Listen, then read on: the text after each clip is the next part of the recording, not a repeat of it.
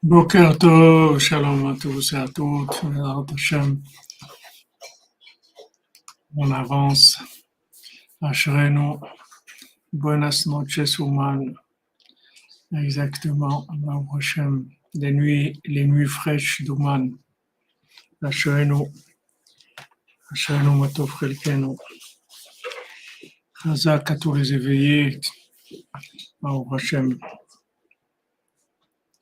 Tous ceux qui ont pris la responsabilité d'exister. Ashrenu Matov Chelkenu. Alors, bien sûr, sur Yosef, il y a beaucoup de choses à étudier, beaucoup de choses que Rabbeinu a dit. Et Bezrat Hashem, on fait le cours pour le refouach de tous les malades, pour la délivrance du monde, pour que les lumières de Hanouka elles arrivent, Bezrat Hashem, en douceur et avec toute la puissance qu'il faut pour éliminer le mensonge et révéler la vérité.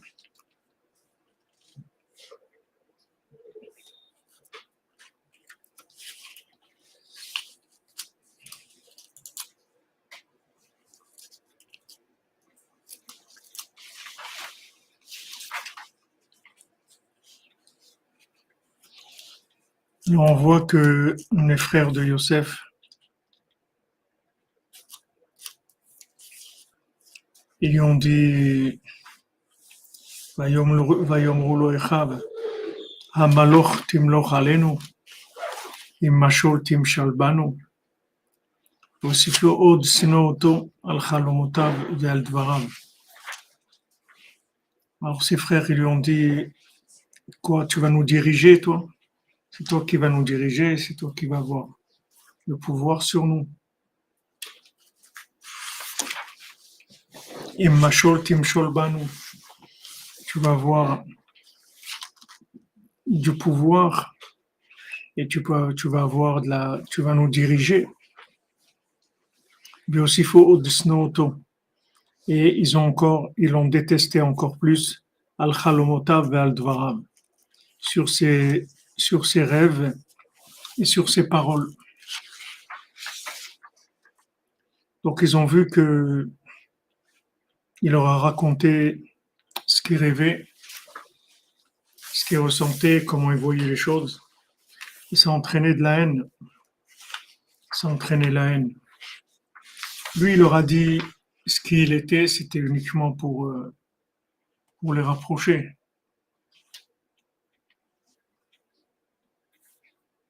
Ah, Madame Zouari, vous êtes là aussi sur le chat.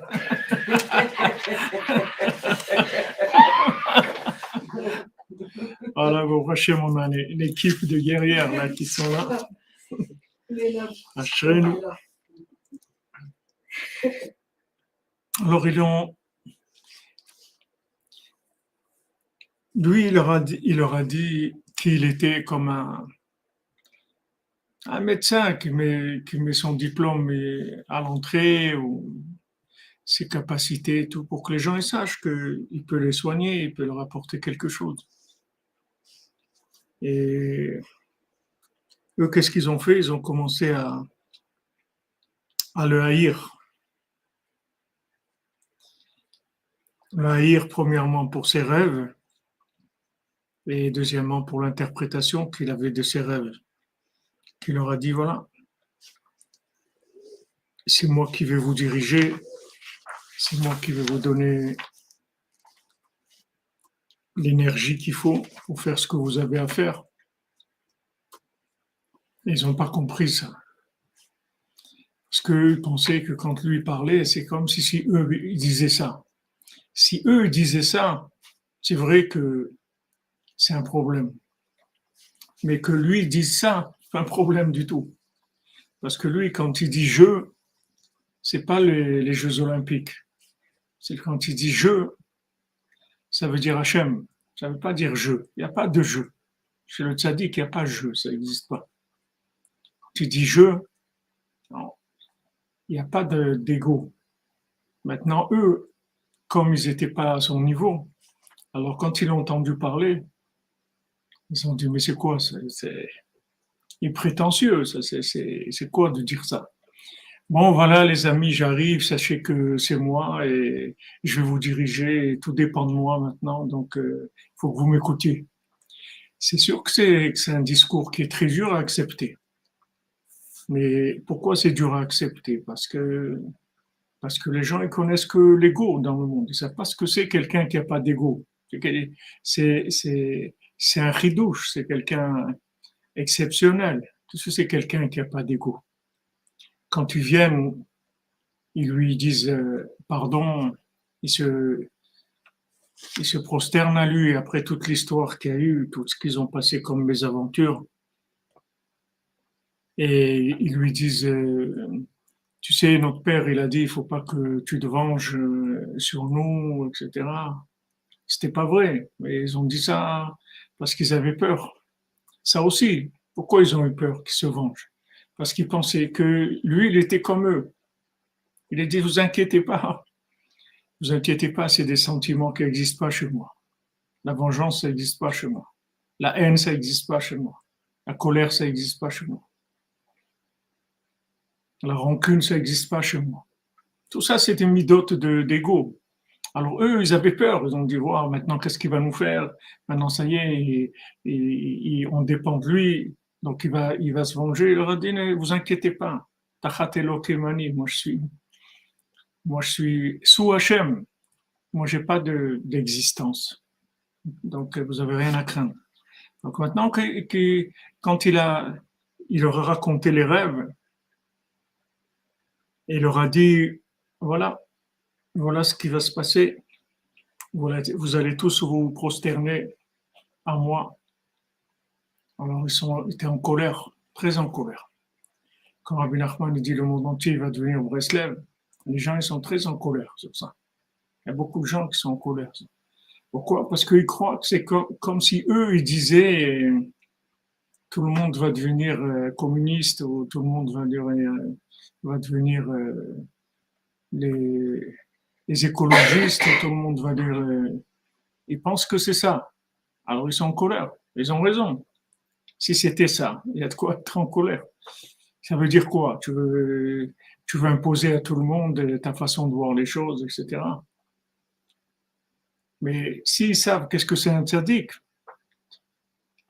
amiti, un tzaddik de la dimension des tzaddiké Yesodé Olam ou de Yosef Tzaddik, ils comprendraient que c'est une autre façon de parler. C'est pas, quand il dit ça, c'est pas comme quelqu'un qui a de l'ego. Il parle pas du tout de la même manière. Et ce point-là, en fait, il est chez chacun d'entre nous aussi. C'est-à-dire, tous, on a, Rabbeinu dit, chacun, il a une ékouda de tzaddik. Chacun, il a un point où il est tzaddik. Et quand ce point-là, il s'exprime, il peut s'exprimer avec de l'audace et des fois du pouvoir. Et les gens, ils comprennent pas ça. Ils disent, mais comment, c'est prétentieux de parler comme ça, etc. Mais c'est pas prétentieux, c'est que la personne, elle a un point de tzaddik. Et c'est ce point-là qui s'exprime comme ça. Et donc, ce qu'elle dit, c'est pas du tout, il n'y a aucun orgueil là-dedans. Il n'y a aucun orgueil. Rabbi Nathan, une fois, il est arrivé à la gare. Avant, c'était les gares avec les chevaux, les carrosses. Il est arrivé à la gare et avec tous ses bagages et il y avait personne qui l'attendait. Donc, il a pris ses bagages et il a commencé à se diriger vers l'endroit où il devait aller. Et après, il y a un Breslever qui est venu à sa rencontre. Alors, Rabbi Nathan, il a dit, je savais pas que le cerveau du monde, il devait porter ses valises aussi. Mais quand Rabbi Nathan, il a dit ça, il n'y avait pas d'orgueil là-dedans. Parce que Rabbi Nathan, il savait qu'il était le cerveau du monde, c'est tout. C'est pas, c'est pas qu'il n'y avait pas de prétention, il n'y avait pas de vouloir dominer qui que ce soit. C'était juste une réalité. Quand Rabbi Nathan, il disait des choses, il disait de la vérité. C'était une vérité qui était vécue. Il n'y avait aucun orgueil, il n'y avait aucune prétention, il n'y a aucun vouloir de dominer qui que ce soit. C'est juste transmettre une vérité, c'est tout. Alors ils lui ont dit, tu vas nous diriger. tu vas être, tu vas être un patron sur nous. Alors Rabbi Nathan dit à Tzadik Haemet, chez Prinat Yosef, le Tzadik véritable qui est à Prinat Yosef. Donc Rabbi Nathan il dit, en fait, pour traduire les mots qu'il dit Rabbi Nathan, Rabbi Nachman, que c'est le principe de Yosef, Merachem alador. Il a pitié de la génération. Il leur raconte, il leur fait allusion de la grandeur de sa sainteté et de la grandeur de sa compréhension. Il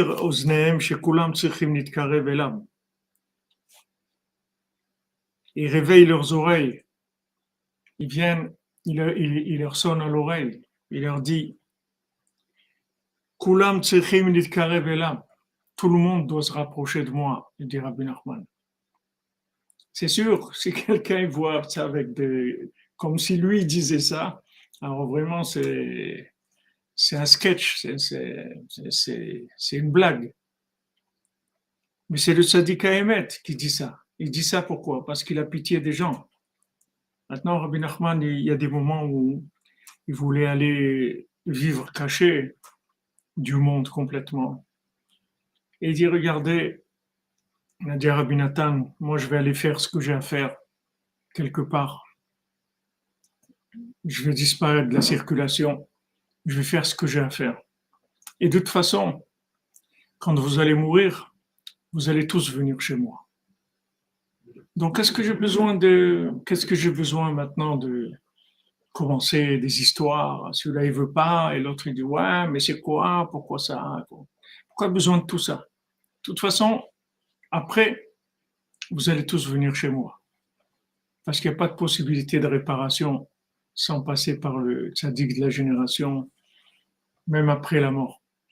Donc il dit voilà, vous viendrez tous. Alors Rabbi Nathan, il était choqué, ça l'a dérangé ça. Il dit mais quoi, ça veut dire que on fait rien, c'est-à-dire que ça change rien, que maintenant ce qu'on est en train de faire, ça change rien. Rabbi Nachman, il a dit mais non, c'est pas que ça change rien. Ce que vous faites maintenant, c'est très grand, c'est énorme. Mais seulement par rapport à lui, par rapport au travail que ça va lui demander à lui, de convaincre des gens, ça va lui demander beaucoup, beaucoup d'efforts, beaucoup de patience, beaucoup de persévérance. Combien de gens il faut accepter leurs questions. Moi, j'avais des élèves pendant 2 ans, 3 ans, ils posaient des questions tous les jours, des gens qui étaient présents tous les jours. Vous avez la tête pleine de scorpions, de serpents. Ils posaient des questions tous les jours, pendant des années. Jusqu'à 15 jours, ça s'est arrêté, ils ont compris, mais il fallait pendant des années. Ils supportaient, et puis les autres aussi, les gens qui sont là, des fois, ils disent, mais oh, ça dérange le cours, chaque fois, ils posent des questions, etc. Bon, de la patience, après, bon, Hachem, il a compris, on est passé à autre chose. Mais c'est pas tout le monde qui veut investir ça. Il dit, écoute, tu as des questions, okay. Vas-y, roule, c'est tout. On verra. De toute façon, on va se retrouver. Il y a un seul chemin. Il y a Echad. Prends la route que tu veux, de toute façon, tu vas arriver là, après. Donc, le tzaddik, il se pose à des moments, il se posait la question, il disait, est-ce que je vais continuer à m'occuper de vous de façon révélée et concrète, ou bien non, je me cache, et de toute façon, vous viendrez après, et je m'occuperai de vous après. Le Rabbi Nathan a dit, mais si on vient maintenant, c'est quelque chose d'autre complètement. Il a dit, c'est sûr. Si quelqu'un se rapproche de moi de son vivant, ça n'a rien à voir du tout. C'est autre chose complètement. Ça n'a rien à voir. Parce que de son vivant, déjà, il va réparer, ça va être autre chose complètement. Il y a une participation, un éveil d'en bas, c'est une autre dimension complètement. Mais pour vous dire que ce qu'il a fait Yosef, les gens, ils pensent qu'il était, bon, il est venu, il a dit des choses. C'est un grand Messirut Nefesh pour le tzaddik de dire, c'est-à-dire c'est un don de lui, de dire aux gens qu'est-ce qu'il est capable de faire. Parce que C'est pas facile pour lui de rentrer dans ce rapport-là avec les gens. Vous voyez, dès qu'il commence à dire, à mettre sa pancarte de professionnel, tout de suite, ça commence la guerre. Tout de suite, ça commence la guerre. Qu'est-ce qu'il a besoin de ça? De toute façon, ils vont venir chez lui. De toute façon, ce qui s'est passé, ça allait se passer de toute façon. Ils allaient venir chez lui, il allait les nourrir, ils allaient se prosterner. De toute façon, ils allaient faire ça. Donc pourquoi leur dire la vérité? Puisque de toute façon, les gens, ils vont arriver à cette vérité. Qu'ils veuillent ou pas. Qu'ils veuillent ou pas, le monde entier va arriver à ça. Quand Rabbeinu dit que tout le monde entier va être Breslev, tout le monde va être Breslev. Tu veux pas? Ok, tu vas voir que tu viens de Breslev. Ça te prendra le temps que ça prendra, mais tu vas devenir Breslev. C'est pas parce que c'est un parti politique qu'il y a une domination de qui que ce soit. C'est une vérité absolue. Il n'y a personne qui peut éviter ça. Alors maintenant, si tu fais confiance et tu t'engages et heureux es-tu dans ce monde, bah, au Hachem, tu vis quelque chose d'extraordinaire. Mais si tu veux pas, tu vas venir quand même à ça. Donc c'est pas tellement agréable, c'est pas tellement agréable pour le tzaddik de dire de dire ce qui porte comme message et comme réparation pour le monde, parce qu'il sait que ça va entraîner beaucoup d'opposition. Et nous, on a le même problème que ça. Nous, on a le même problème, c'est-à-dire que notre point de tzaddik, c'est-à-dire ce qu'on a d'exceptionnel, quand on voit que ça passe pas, alors ça nous fatigue. C'est-à-dire qu'il y a des moments où on préfère se cacher. On préfère à chaque fois qu'on rencontre quelqu'un, on sort la brosse à dents, c'est tout. On ne parle pas de Médor du tout, du tout. On parle que oui, ouais, tout va bien, ouais, super, ouais, ben justement, ouais, j'ai vu, ils font des promos en ce moment à Carrefour. Allez, salut, au revoir. C'est tout. On préfère pas parler parce que quand on a parlé, on a vu qu'est-ce que ça sera une fois, deux fois, trois fois. On a, on veut pas, on veut pas. Mais il faut pas faire cette erreur-là. C'est une erreur. Il faut, il faut exister, coûte que coûte. Il faut parler. Il faut dire ce qu'on a à dire. Ça va pas plaire à des gens. Tant pis. Mais il faut le dire. Parce que ces paroles, elles doivent être dites, cette existence, elle doit avoir lieu et ça va changer le monde. Et il y a besoin de ça. Et Yosef, il a besoin de le dire. Maintenant, ça a entraîné. Est-ce que ça a entraîné? Mais il a besoin de le dire. Il faut qu'il y ait des gens qui entendent ça. Même s'ils n'ont pas encore la maturité de comprendre et de s'engager, il faut qu'ils entendent ça. C'est très important qu'ils entendent ça. Donc, il leur dit, et voilà, après, ça coûte cher. Ça coûte très cher. En fait, ils risquent sa vie. Comme Rabbeinu, Rabbi Nathan, ils ont risqué leur vie. Qu'est-ce qu'ils ont besoin d'être qu'on les prenne pour des gens à assassiner, des scalps, voilà, il faut les scalper, les bracelets et tout. Est-ce qu'il avait besoin de ça? Rabbi Nathan, il avait quelques élèves, il pouvait vivre caché comme ça et avoir une vie extraordinaire, de brancher sur Rabbeinu avec tous les conseils de Rabbeinu, avec les quelques élèves qu'il avait autour de lui, est-ce qu'il avait besoin de sortir et que tout le monde connaisse Rabbeinu? Mais Rabbi Nathan, il savait que c'est la réparation du monde, donc il y a de la miséricorde. C'est par miséricorde qu'il fait ça. C'est pas parce que il veut imposer quoi que ce soit. C'est parce qu'il sait que le monde va arriver là, que c'est le remède du monde. Donc, il faut commencer à le distribuer le plus vite possible, puisque les maladies vont arriver qui sont en rapport avec ce remède-là. Et il faut qu'on avance.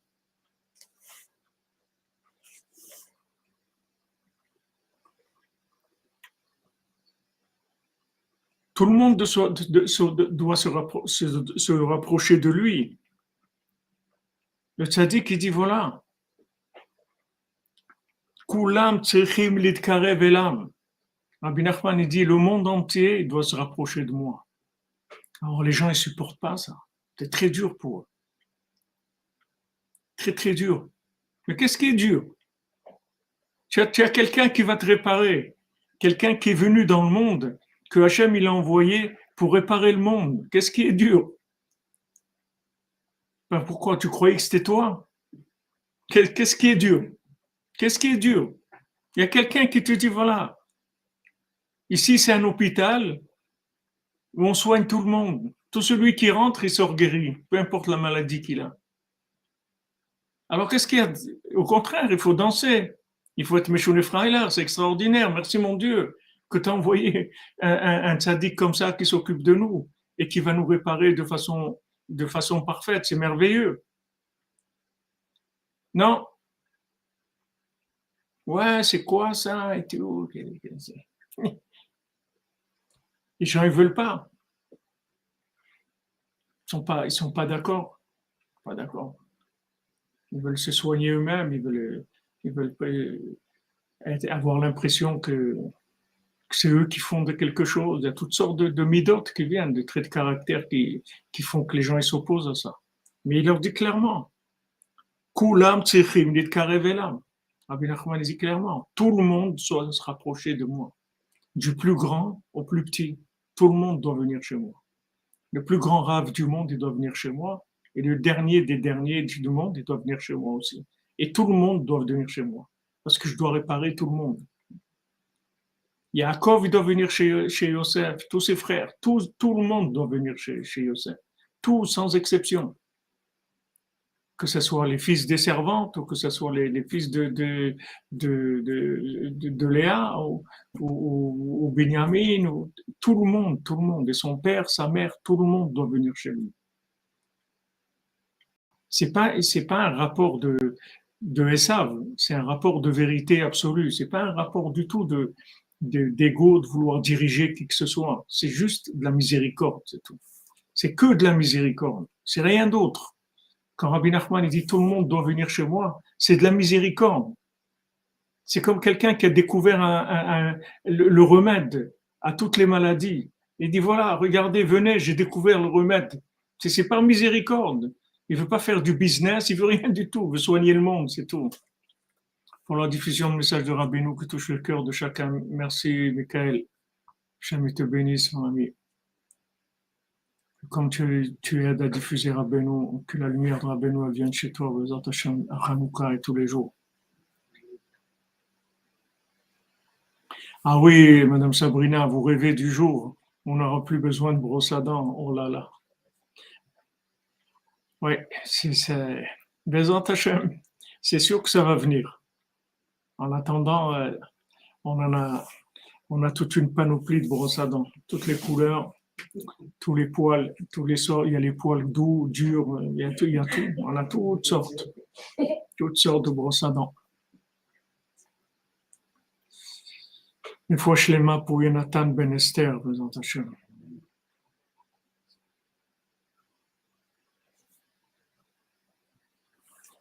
Kikol aliyat Toratam ve'avodatam ou aliyado. Parce que toute l'élévation de leur Torah et tout leur service divin, ça vient de lui. Oui, des mots, ils sont simples, ils sont clairs, il n'y a pas d'ambiguïté, il n'y a rien à expliquer, c'est simple, c'est tout. Tout leur travail, toute leur Torah, tout leur service divin, tout, c'est par lui.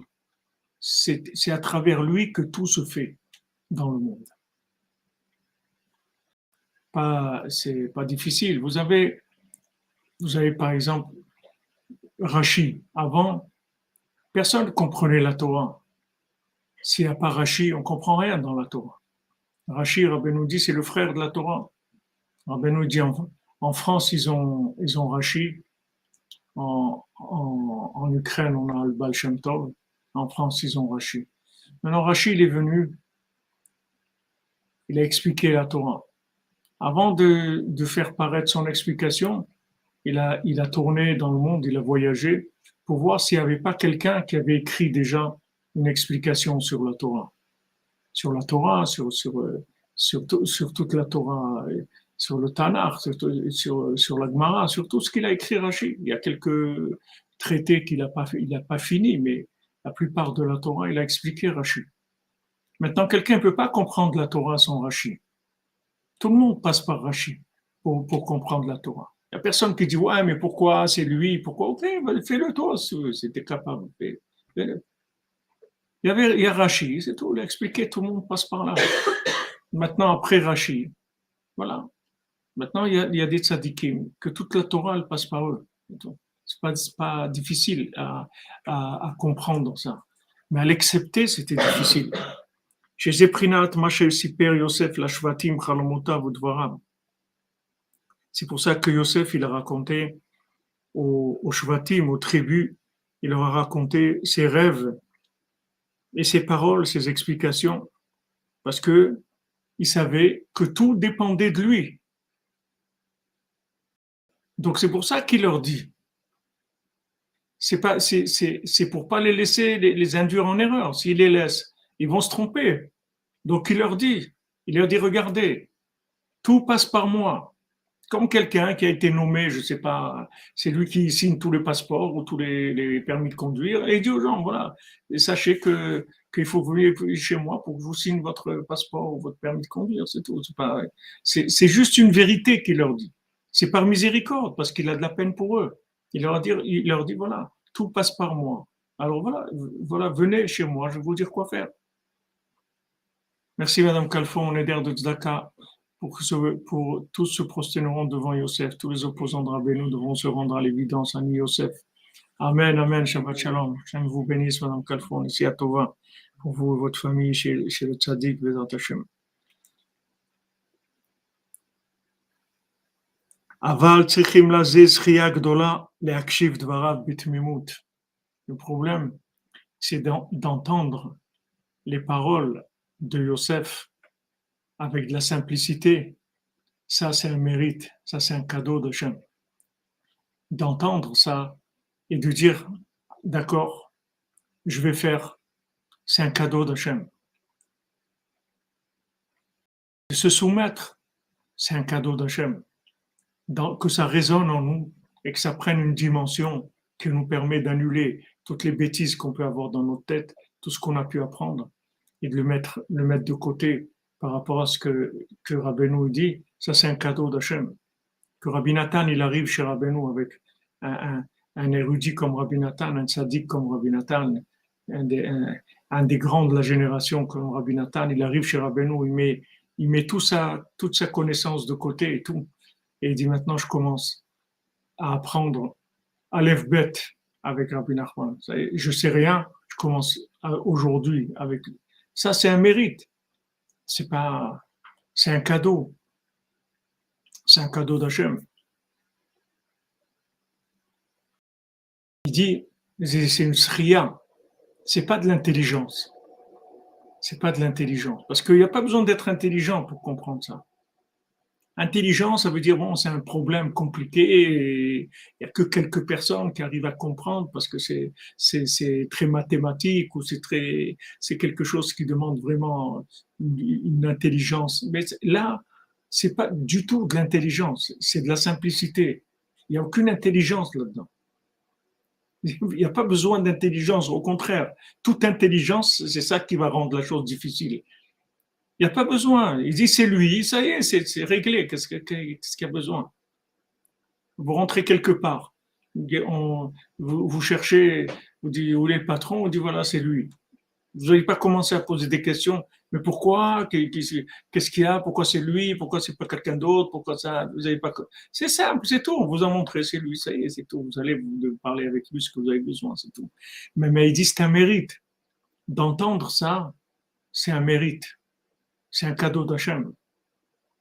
D'accepter ces paroles-là de façon simple, c'est un cadeau d'Hachem. C'est pas quelque chose qui est. Il n'y a pas de préparation à ça. Il n'y a pas une méthode comment on arrive à ça. C'est pas la compréhension des études. Il n'y a aucune étude. Au contraire, plus les gens ils vont être intelligents et érudits, plus ça va être une difficulté pour eux parce qu'ils vont croire qu'ils ont compris quelque chose. Celui qui n'a rien compris, c'est pas dur pour lui. On lui dit fais comme ça, il dit d'accord. Merci Isram pour le Mishkan, grâce à Rabbeinu, je tiens debout. Ouais, Isram, comme nous tous. Razak, j'aime te bénisse.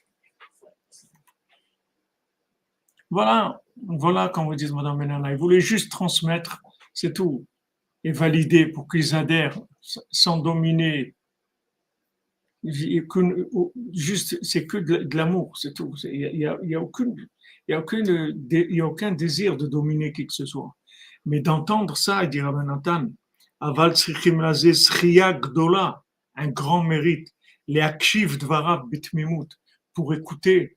Les akshiv, ça ne veut pas dire entendre. Les akshiv, ça veut dire que c'est quand je m'akshiv, ça veut dire que maintenant, je viens avec l'intention de me soumettre à ce qui va être dit. Je suis pas venu entendre des informations. C'est pas, je suis pas un candidat libre. C'est pas sans engagement de votre part. C'est-à-dire, les akshiv, ça veut dire je viens avec déjà la décision que je vais m'engager. Je me souviens quand au début, quand j'étais encore bachour à la yeshiva, je n'étais pas encore marié, et quand j'ai connu le Rav Besançon chez Chef Washlema, Israël Yitzhak Ben Fortuné, alors on est arrivé le premier Rosh Hashanah à Jérusalem. En plus, qu'on passait, il n'y avait pas Ouman à l'époque. On faisait là où il y avait des Breslevers qui se réunissaient, c'est Rabbeinu les présents. Alors, il y avait un kibbutz à Méron, il y avait des gens qui se réunissaient à Méron, il y avait des gens à Jérusalem. Donc nous, on était à Jérusalem. Et après, on est voir Rav Levi Yitzhak Bender à la Shalom, qui était celui qui dirigeait la synagogue là-bas à Yerushalayim et qui venait de Ouman. Et tout. C'était lui le berger de ce groupe-là. Donc après, avec le Rav Besançon, après Rosh Hashanah, on a été le voir.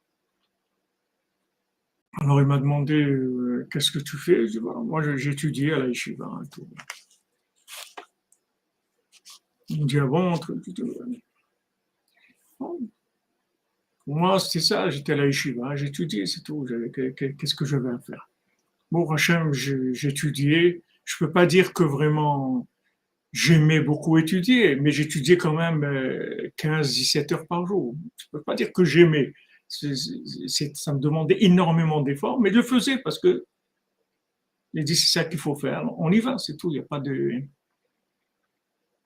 Alors il m'a dit il faut que tu arrêtes. Il faut que tu arrêtes d'étudier. Tu dois aller travailler. D'accord? Combien? Minimum 7 heures par jour. Il faut que tu travailles minimum 7 heures par jour. D'accord. Donc, il a dit, ok. Maintenant, il sort de là, j'étais complètement bouleversé, pleuré et tout. Moi, j'ai fait tchouva, j'ai pas fait tchouva pour aller travailler 7 heures par jour. Et qu'est-ce que je vais devenir? J'étais très, très bouleversé par ça. Alors, je parlais avec le Rav Besançon, je dis ça, qu'est-ce que tu penses, qu'est-ce que je vais faire comme travail? Alors, il m'a dit, écoute, Rabbi Nathan, il avait une imprimerie chez lui et tout. Fais de l'imprimerie, apprends l'imprimerie. D'accord. Je suis arrivé à Aix-les-Bains, chercher une imprimerie. Non, d'abord la yeshiva, ils m'ont proposé, ils m'ont dit on a besoin de quelqu'un pour imprimer tous les papiers, la paperasse de la yeshiva, etc. Alors, j'ai cherché un imprimeur en ville et j'ai été voir, j'ai dit voilà, et je cherche à apprendre le métier et tout. Il m'a dit d'accord, venez. Alors j'ai été, en 3 jours, j'ai appris. Et après, voilà, la yeshiva elle m'a acheté une petite machine et j'ai commencé à travailler. Je travaillais 7 heures par jour. J'étais très en colère de faire ça, parce que c'est pas ce que je voulais faire. Mais je l'ai fait parce qu'on m'a dit c'est ça qu'il faut faire. C'est tout. Bien sûr, maintenant, 40 et quelques années après, je vois que c'est vraiment ça que je devais faire. Mais ça, sur le moment, je ne pouvais pas imaginer que c'est ça que je devais faire. Parce que j'étais dans une tchouva hollywoodienne. C'est-à-dire, c'était le plan, wow, tu vas étudier beaucoup, tu vas devenir un grand, tu vas faire des trucs. C'était Hollywood. C'était la Torah d'Hollywood.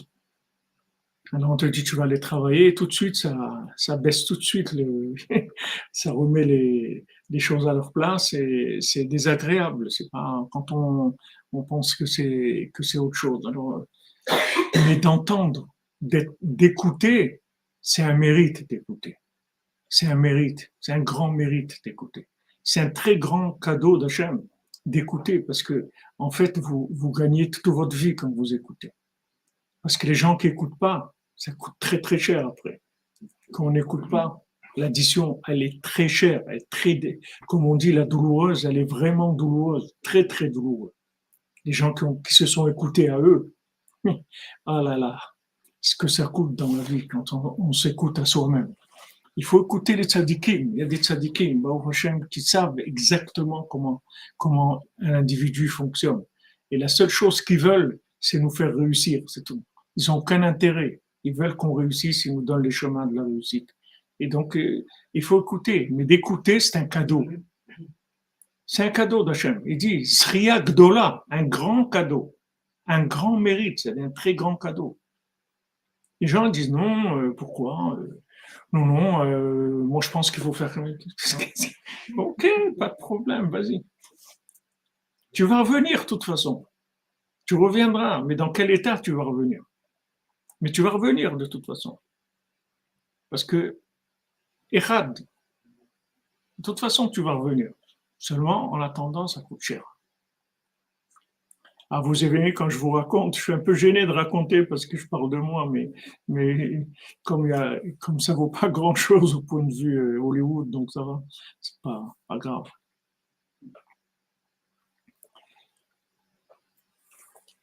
Et voilà, j'ai commencé, ben, et après des années, quand je parlais avec ce monsieur-là, il s'appelait Monsieur Ruggieri, celui qui avait cette imprimerie, et quand j'allais le voir, il me dit, vous savez, Monsieur Ifra, quand vous êtes venu chez moi, je vous ai donné une ramette de papier à mettre dans la machine.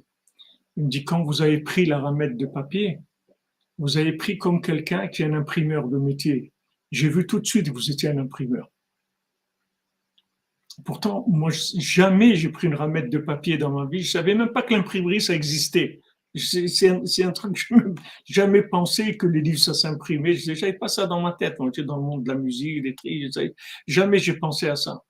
Et voilà, on m'a dit fais ça. Voilà, je l'ai fait. Qu'est-ce que... Et bon, machin, combien? T'as 35 ans dans l'imprimerie. Et ça n'a pas empêché qu'à côté, bon, machin, on faisait ce qu'il y avait à faire et ça ne nous a pas empêché du tout de développer, mais seulement ça a donné des pieds, ça a donné une réalité, ça a donné un équilibre, ça a permis de maintenir une famille, c'est des centaines de choses qui viennent avec ça.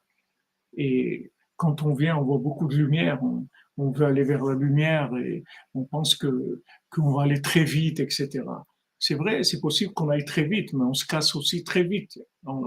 Ça, tout va très vite. C'est-à-dire, on avance très vite et aussi on se casse en morceaux aussi très vite parce que c'est trop de lumière. Alors le tzaddik, il a exactement les dosages, les conseils qu'il nous faut, il a tout. Seulement, il faut un mérite pour pouvoir entendre. Donc ça aussi, c'est un sujet de prière.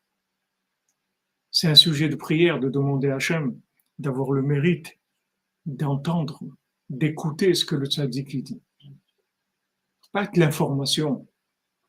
On n'étudie pas pour s'informer. On n'étudie pas pour apprendre. On étudie pour devenir, pas pour apprendre des choses. On étudie pour soigner, pour avancer, pour se rapprocher de Dieu. C'est pour ça qu'on étudie. Mais pour ça, il faut un mérite d'entendre. Et il y a plusieurs personnes qui sont ensemble. Vous voyez, avec Slévin, avec le Rav Besançon, on était plusieurs élèves. On entendait les mêmes paroles. On était dans les mêmes cours. Et pourtant, il y a des gens qui ont entendu des choses. Il y a des gens qui ont entendu autre chose. Chacun, il a entendu ce qu'il a entendu. Mais c'est un mérite, c'est tout. Des gens qui étaient avec nous, mamache, dans tous les cours, mais ils sont partis dans d'autres mondes complètement. Bon, Hachem, ils sont revenus partiellement parce qu'ils sont en morceaux, donc ils ne peuvent pas revenir entiers, mais partiellement, ils sont revenus, mais ça a mis 25, 30 ans de galère avant de revenir. Et même quand ils reviennent, ils ne peuvent pas revenir complètement parce que ils ont déjà vécu des choses, etc. C'est pas la même chose. Et pourtant, on était là, tous, c'était les mêmes paroles et on était là au même moment. C'était pas en différé, c'était pas un truc. On était tous présents. Seulement, c'est un mérite. C'est un mérite d'entendre et de devenir ce qu'on entend. C'est un mérite. Dans tout ce qu'on apprend, c'est comme ça. Ça, c'est un sujet de prière qu'il faut demander à Hachem.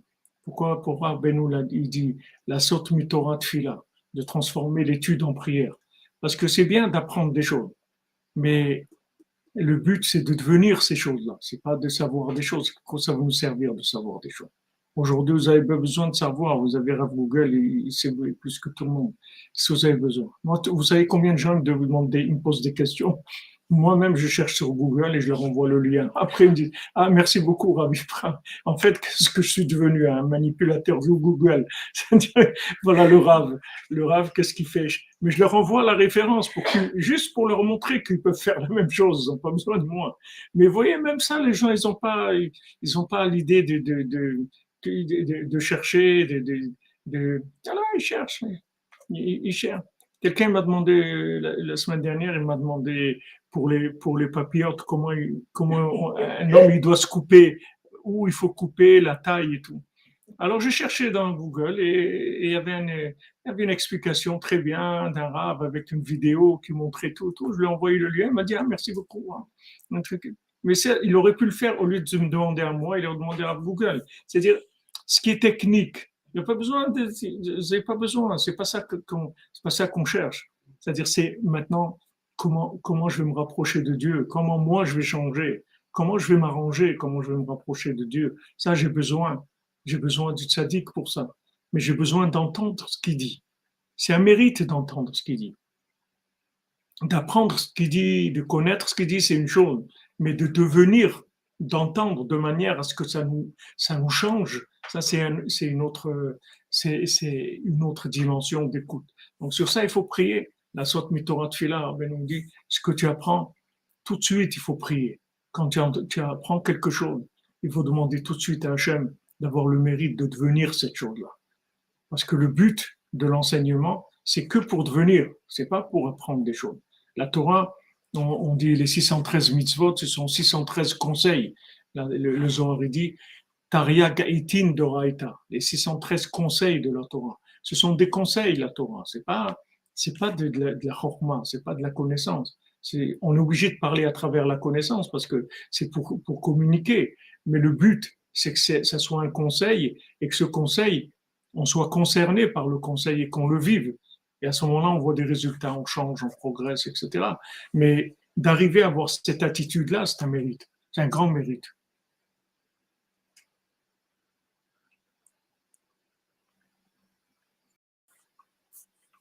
אבל צריכים לזה זכייה גדולה, להקשיב דבריו בתמימות, כי לפעמים עוון הדור גורם, parce que des fois, les fautes de la génération, elles entraînent que même les tzadikim, ils veulent pas écouter Rabbeinu. Même les tzadikim, combien de tzadikim ils ont parlé contre Rabbeinu, ils ont dit ne va pas au mal, qu'est-ce que tu vas aller faire au mal, qu'est-ce que vous allez faire au mal, vous avez ici en Israël, il y a Rabbi Shimon, et ben, pourquoi tu parles, tu sais rien du tout, tu racontes des choses, tu sais rien du tout. Mais ils croient qu'ils savent des choses, les pauvres. Ça vient des fautes de la génération, c'est pas eux, c'est que les fautes, ça fait que les accès sont plus difficiles. Sont plus difficiles. Comme vous voyez, Google ou YouTube, tout, maintenant ils font des doubles accès, c'est-à-dire que vous ne pouvez pas accéder comme ça. Avant, vous mettez votre code, vous rentrez. Maintenant, non. Il y a le code et après, il faut un téléphone. Il faut qu'il vous envoie un truc dans le téléphone. Et est-ce que c'est bien vous qui avez voulu? Oui, c'est moi. Alors, il y a un numéro 73. Tapez ce numéro. Voilà, double vérification. Ça vient des fautes de la génération. Plus la génération a la fauté, et plus ça ferme les accès. Les accès sont plus difficiles. Et les accès difficiles, ça vient à travers des gens qui sont importants et qui vont détourner les gens. Ça, c'est à cause de la faute des gens. C'est parce que si les gens ils n'avaient pas fauté, ces dirigeants-là, ils seraient tous ils auraient dit tous, allez à Ouman, on vous accompagne, c'est ce qu'il faut faire. Il y en a, Baruch Hashem, qui ont fait tchouva, il y en a qui étaient contre, et après, ils sont venus à Ouman, ils amènent des milliers de gens à Ouman, et ils demandent pardon à Rabbi Nachman, qui pendant des années, ils ont empêché des gens de venir à Ouman, etc. Mais c'est pas la plupart, et ils n'arrivent pas à ce niveau-là de tchouva. Mais ça vient des fautes de la génération. C'est-à-dire que quand maintenant, il y a beaucoup de bêtises qui sont faites, ça amène de l'obscurité. Et l'obscurité principale du monde, c'est que la parole du tzaddik, elle n'arrive pas à rentrer dans le cœur. Elle rentre des fois dans le cerveau, mais elle rentre pas dans le cœur. C'est ça ce que ça fait, les fautes. Ça empêche la parole d'arriver au cœur. Alors il dit que le avonador, c'est ça que ça entraîne, que même des tzaddikim, ils veulent pas croire dans ce que le tzaddik dit. Voilà, des tzaddikim, des frères de Yosef, des tzaddikim, c'est des sommités du monde.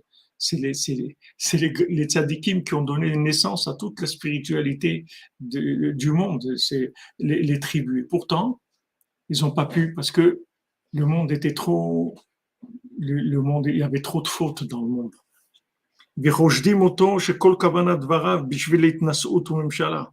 Et maintenant, il le soupçonne que toute l'intention qu'il a dans ses paroles, c'est pour prendre du pouvoir et être au-dessus d'eux. Chez Zeprina, chez Amroulo, chez Yosef, Hamloch Timloch Alenu. Quoi, toi, tu vas nous diriger? Voilà. À cause de ça, le tzaddik qui se cache du monde. Rabbeinu l'a dit, moi je m'appelle la lumière cachée, Oran et Elam. Pour nous, Baruch Hashem, on est là. La lumière, elle n'est pas cachée. Elle est. Après, il y a encore beaucoup à découvrir. On est juste au début, mais on a encore beaucoup, beaucoup à découvrir. Mais au moins, on sait où ça se trouve déjà. Alors, on commence à chercher là où il faut, on commence à tâtonner là où il faut. Mais le tzaddik qui se cache du monde. Rabbeinu dit, dans le monde, quand on dit un secret, c'est plus un secret parce qu'on a dit le secret. Il dit, moi, je dis des secrets et il reste des secrets, même quand je les ai dit. C'est-à-dire que même si on entend une parole de Rabbeinu, il faut savoir qu'il y a une maîtrise sur la parole, sur l'intensité de la parole. C'est-à-dire que maintenant, même si cette parole-là, Rabbi Nathan dit, il a des paroles que si on les entend, elles nous enlèvent le libre arbitre complètement, si on entend ces paroles-là. Et ces paroles-là, on les a dites plusieurs fois, mais seulement ça n'enlève pas le libre arbitre. Pourquoi? Parce que il y a l'intensité de la parole, elle est cachée. C'est-à-dire c'est affaibli. La parole, elle n'a pas toute la force qu'il faut. Et en fait, c'est chacune selon sa préparation, selon sa sincérité, selon sa recherche, qui va entendre la parole de façon plus intense ou pas. Il y a quelqu'un qui va entendre, qui va dire, ah, c'est ça, ça y est, je le fais. Voilà, bon, Hachem, on parle de Chatzot, on est une équipe aujourd'hui que, mamash, il y a des milliers de gens qui se lèvent à Chatzot grâce à tout ce qu'on a parlé de Chatzot et tout. Mais il pourrait y avoir des milliards de gens qui se lèvent à Chatzot. Seulement la parole, elle n'arrive pas à prendre l'ampleur qu'il faut pour déclencher l'engagement, pour déclencher l'effort. Parce que c'est la parole qui donne l'énergie pour faire la chose. Ne croyez pas, c'est parce que vous avez compris. Ça veut rien dire comprendre. C'est-à-dire qu'on explique quelque chose. Ok, vous avez qu'est-ce que ça veut dire, vous avez compris. Bon, voilà. Yosef, il dit, voilà, c'est moi le patron, il faut m'écouter. Qu'est-ce qu'il y a à comprendre? C'est simple. Mais qu'est-ce que ça veut dire de manière à ce que ça entraîne l'engagement? Ça, c'est une autre dimension complètement.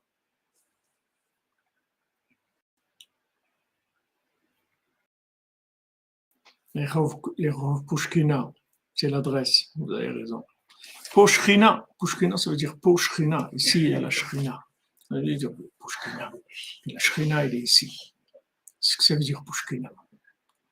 Maintenant, Baruch Hashem, le fait que la parole se diffuse et qu'il y a des gens qui l'apprennent au niveau où ils l'apprennent et que ça les change, ça fait que la parole, elle augmente de clarté pour le monde aussi. Elle augmente. Avraham Ben Amnachman, il dit, j'ai vu tout à l'heure, il dit que si j'arrivais moi-même à m'imprégner de la parole du tzaddik de manière à ce qu'elle me change, combien de gens ça changerait dans le monde aussi? C'est-à-dire que j'entraînerai automatiquement qu'il y ait des changements dans le monde. Regardez la publicité, toute la consommation, tout ça, vous voyez, ça marche. Les téléphones, les gens qui avaient au début des téléphones portables, combien de gens qui avaient des téléphones portables il y a 25 ans ou 30 ans? C'était très rare. Et après, c'est devenu, il y a tout le monde, des enfants, tout le monde a ça. Ça s'est diffusé, ça s'est répandu, il y a de la publicité, du marketing qui se fait. Maintenant, ça, c'est dans des choses matérielles. Spirituellement, c'est pareil. Du moment où quelqu'un prend la parole et commence à la vivre, sa recherche a fait que la parole est arrivée chez la personne, elle a trouvé une oreille, et donc ça l'a changé, ça a changé la personne. Ça va changer d'autres gens aussi. Ça y est, la parole, elle a avancé. Du moment qu'une personne a pris cette parole, après ça va se diffuser plus. Mais il dit que c'est ça qui entraîne que le tzaddik qui se cache. Parce que combien de temps Yosef il va insister? Il ne peut pas insister. Après ça a plus de sens. Après Chas Shalom, ça amène de la rigueur sur les gens. On ne peut pas insister. On propose, c'est tout. Mais on ne peut pas insister. On n'a pas le droit d'insister. Parce que si on insiste, je me rappelle, mon père à la Shalom, je ne sais pas s'il est venu deux fois ou trois fois à Oshana avec moi à Oman. Et quand j'ai voulu lui proposer, j'ai demandé à ma maman à la Shalom, j'ai dit maman, j'ai envie d'emmener papa à Oshana Oman, mais j'ai peur d'une chose, j'ai peur qu'il me dise non. S'il me dit non, c'est très grave. Je veux pas, je préfère pas lui proposer plutôt qu'il me dise non, parce que s'il dit non, ça va être grave. Alors ma mère, elle m'a dit non, mon fils, tu peux lui demander, il va te dire oui, ne t'inquiète pas. Et ça a été comme ça. J'ai demandé, papa, voilà, ça me ferait plaisir, tu viens au chemin. Il me dit, d'accord, bien sûr, chez le tzaddik et tout, pas de problème. Hachem, il est venu, il fait au chemin, il a fait ses Klali, il est venu deux ou trois fois, je ne me souviens plus. Et il y a longtemps, il y a une trentaine d'années, mais il est venu, au Hachem. Mais on a peur, c'est-à-dire que on a peur d'insister un petit peu autre que la personne elle refuse, parce que là c'est grave. Parce que avant déjà que la proposition arrive, ça demande tellement de miracles pour que tout ce que Hachem y fait pour que la proposition arrive chez la personne. Ça demande beaucoup de miracles. Et après, si la personne elle refuse, on se trouve dans une situation vraiment très délicate. Donc le tzaddik en fait, il propose, c'est tout. Il peut pas aller plus loin parce qu'il va entraîner des accusations. Donc il leur a proposé. Ils n'ont pas voulu. Ils ont même voulu le tuer. Donc il a dit OK, je m'en vais, c'est tout. Il est parti, c'est tout, chez Paro. Mais il savait qu'ils allaient venir. Il savait qu'ils allaient venir. Les gens ils veulent que Rabbi Nachman soit en Israël. Mais si Rabbi Nachman était en Israël, ce serait très grave. C'est très grave pour les gens. Le fait qu'il est en Ukraine, ça donne une excuse pour tous ceux qui ne viennent pas. Mais s'il était en Israël, il n'y a personne qui aurait une excuse de ne pas aller chez Rabbi Nachman. Ça ferait des accusations terribles. Pourquoi il s'est exilé, le tzaddik? Parce que les gens ne veulent pas de lui.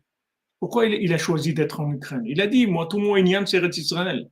Il a dit Rabbi Nachman. Moi, c'est que Eretz Israël. Ma place, c'est Eretz Israël. Tout, c'est Eretz Israël. Seulement, il faut qu'il soit accepté. Sinon, c'est grave. David Ameller, on veut que David Ameller, ouais, il soit le roi et tout. Mais il faut vraiment le vouloir comme roi, parce que si David Ameller il s'installe en tant que roi, après, le jeu, c'est plus le même. Les règles du jeu, elles ont changé. C'est plus comme avant. Il y a une période où David Ameller, il est pas reconnu comme roi. Ok, il est pas reconnu comme roi. Il y en a qui sont avec lui, des gens qui sont contre lui. Ok, ça se passe de façon tranquille pour les gens. Amen. David Cohen, refouach shlema pour toi. Bracha pour toute la yeshiva. David Ben Soda Cohen, refouach shlema, mon ami. Tu es venu à Roshana Ouman, de Messirut Nefesh. Tu vois, Rabbeinu s'occupe de toi, ne t'inquiète pas. David Ameller, tant que maintenant sa royauté n'a pas été acceptée, c'est quelqu'un qui Ok, il n'a pas son poste encore. Mais quand il a son poste de roi, c'est fini. C'est pas du tout le même jeu. C'est très, très dangereux. C'est pas du tout la même chose. Donc, les gens, ils veulent que Rabbi Nachman soit en Eretz Israël. Il va venir en Eretz Israël, Rabbi Nachman. Il y a un moment où il viendra en Eretz Israël. Mais il viendra en Eretz Israël quand il y aura eu la fusion de Ouman avec le Kotel, quand ça sera fusionné. C'est-à-dire qu'il n'y aura plus de différence entre ici et là-bas. Comme Yosef, quand il a été. Yosef, c'est pas comme Yaakov. Vous voyez, Yaakov, il leur a dit, ne me laissez pas ici, ne me laissez pas en Égypte. Je vais mourir en Égypte, mais vous m'enterrez pas ici du tout, du tout. Vous m'emmenez à Hebron. Je veux pas rester ici du tout. Mais Yosef, il a dit, je reste ici, je reste là. Et quand vous sortirez, je sortirai avec vous. Et c'est grâce à lui qu'ils sont sortis. S'il n'y avait pas Yosef, la mer ne serait pas ouverte. Vayar Ayam Vayanos, la mer, elle a vu quoi? Elle a vu les ossements de Yosef, elle s'est ouverte. Et pendant que tous, ils étaient occupés à prendre la richesse, etc., mais mon cher Rabbeinu, il a été chercher les ossements de Yosef. Parce qu'il savait que s'il ne prenait pas les ossements de Yosef, il n'y a pas de sortie d'Égypte. La sortie d'Égypte, c'est les ossements de Yosef. Et Rav Ben Nachman, il dit, la sortie d'Égypte, la Geoula Haona, c'est Ouman. C'est avec les ossements de Rabbi Nachman à Ouman. C'est ça qui va amener la Geoula Haona, c'est-à-dire la délivrance finale. Tant qu'il n'y a pas cette maturité-là, on ne peut pas jouer à amener Yosef à le faire sortir d'Égypte. Parce qu'après, ceux qui sont là-bas, comment ils vont sortir? Ceux qui n'ont pas encore reconnu Yosef, comment ils vont sortir? Si vous le mettez dans un endroit où il est révélé, les règles du jeu, elles changent complètement. C'est plus les mêmes règles. Une fois que Yosef il sort d'Égypte, ceux qui sont pas sortis sont pas sortis, c'est fini. C'est plus les mêmes, on joue plus de la même manière. Quand les choses elles sont révélées, c'est autre chose. Donc le tzaddik, il doit jouer avec cette chose-là. C'est-à-dire qu'en même temps, il doit se révéler pour ceux qui vont dire oui, et en même temps, il doit se cacher quand il doute que quelqu'un il va dire non. Donc il se cache pour pas qu'entraîner que la personne elle dise non. Et c'est un jeu sans arrêt comme ça, un ajustement sans arrêt. Le tzaddik qui doit se montrer, se cacher en même temps, de manière à ce que ceux qui sont prêts à entendre et à s'engager, ils vont entendre, et ceux qui sont pas prêts, ils vont rien entendre du tout, ils vont rien voir. Donc maintenant, aujourd'hui, c'est possible de venir en Ukraine. Ça demande un effort, ça demande même une folie par rapport au monde. Et cet effort-là, il est extraordinaire par rapport aux gens qui ont entendu le message. Pour eux, ça change rien du tout de venir en Ukraine ou d'aller à Jérusalem. C'est la même chose parce que ce sont des chercheurs de vérité. Donc là où ça se trouve, ils vont aller. Ça changerait. Mais pour le monde, ça change. Parce que si il est à Jérusalem, ça devient officiel. Et quand c'est officiel, les règles du jeu, c'est plus les mêmes. Donc on veut pas ça. On veut que ça reste avec cette souplesse, c'est-à-dire que ça permette aux gens de dire oui et de dire non pour l'instant. Il n'y a pas de problème. On comprend. C'est en Ukraine, c'est loin, c'est dans une grande obscurité. Ça se trouve très très loin de la sainteté. Donc il n'y a pas de problème. Celui qui a pas accès, on comprend qu'il n'a pas accès. Mais si ça vient dans un endroit que officiellement c'est l'endroit de la sainteté, ça va éliminer tous les gens qui cherchent pas. Et ça c'est très grave. Et le syndic qui veut pas ça. Donc quand Yosef il voit que ses frères ils sont pas prêts, il aurait pu revenir après qu'il était libre. Et il aurait pu leur envoyer une carte d'invitation. Voilà, mes chers frères qui m'avaient ignoré, etc. Je vous annonce que je suis devenu l'empereur d'Égypte et soyez les bienvenus quand vous voulez. Ou bien si vous voulez m'inviter, je vais venir vous voir. Il n'a pas fait ça du tout. Et même quand ils sont venus, il les a jetés. Il leur a dit non, non, vous n'êtes pas des chercheurs, vous n'êtes pas des gens sincères, c'est pas vrai. Parce qu'il avait peur. Parce que là, c'était plus la même chose. Là, il était Yosef, il était le Meller. C'est plus du tout la même chose. C'est plus le petit Yosef de 17 ans qui raconte des rêves. Maintenant, les rêves, ils sont devenus une réalité. Donc maintenant, ils ont un rapport avec une royauté, avec un pouvoir réel, pas un projet. Donc quand le pouvoir il devient réel, ça devient très grave. C'est-à-dire le rapport il devient très grave. Donc il doit faire très très attention pour les gérer et les amener à une recherche sincère. Donc quand ils sont venus, il leur a dit, ils ont dit voilà, on cherche, nous on est des gens sérieux et tout. Ils dit, non, non, vous n'êtes pas des gens sérieux du tout, vous êtes des rigolos, vous n'êtes pas des gens sérieux du tout, du tout. Vous êtes des touristes, vous ne cherchez pas la vérité. Vous êtes des touristes de la vérité, mais vous n'êtes pas des vrais chercheurs. Les vrais chercheurs, c'est pas ça. Les vrais chercheurs, vous aurez reconnu, quand je vous ai dit que j'étais Yosef, vous aurez reconnu si vous étiez des vrais chercheurs. Et c'est comme ça qu'il les a tenus. Il leur a fait l'histoire de Binyamin, il a fait des Shimon, Binyamin, le Kos, il rend leur argent, il les a rendus fous, il leur a fait des choses qui les ont complètement, il leur a enlevé toute leur logique, ils étaient complètement perdus, jusqu'à ce qu'ils ont commencé à faire tchouva. Ils ont dit, mais attends, tout ce qui nous arrive là, c'est pas normal. Je pense que tout ça, ça nous arrive parce qu'on a fait à notre frère Yosef. Voilà, maintenant on est en train de payer ce qu'on lui a fait, etc. Parce qu'ils croyaient qu'il était mort. Ils ne savaient pas qu'il était vivant. Ils ne savaient pas que c'était lui qui était derrière tout ça.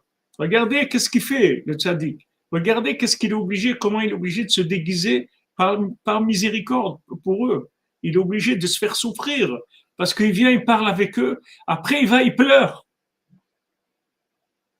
Il pleure. C'est pas qu'il va derrière, il leur dit, ah, je les ai bien eus, hein, je les ai bien embêtés. Hein. Il dit, Shalom. Il va, il pleure. Il peut pas se retenir parce que il a mal. Il a mal parce qu'il les aime, parce qu'il a un remède pour eux. Ils sont malades. Il a un remède pour eux, ils sont malades. Ils veulent pas prendre le remède. Il pleure. Il a beaucoup de souffrance de ça. Mais il est obligé de se retenir. Obligé de se retenir parce que sinon, Shalom, il va mourir s'il ne se retient pas.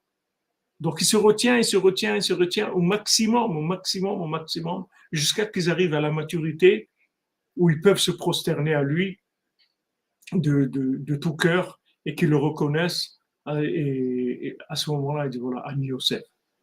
Mais il leur a dit, ce Ani Yosef, c'est le même qu'avant. La phrase, c'est la même. Seulement, les oreilles, elles sont débouchées, c'est tout. Avant, les oreilles étaient bouchées. Il n'y avait pas, les gens, ils ne voulaient pas entendre parce qu'ils avaient leur façon de comprendre. Ils étaient sûrs que c'était des gens instruits, intelligents, qui avaient leurs idées, etc. Ils ne voulaient pas entendre. Ils n'étaient pas prêts à entendre. Maintenant, ça y est, ils ont passé ce qu'ils ont passé. Ils ont fait tchouva sur la vente de Yosef. Ils ont commencé à regretter ce qu'ils ont fait. Ça y est, ils étaient prêts à pouvoir entendre les paroles. À ce moment-là, elles sont passées. Ouais, le cœur qui résonne. Merci Yitzhak. Bendito seas.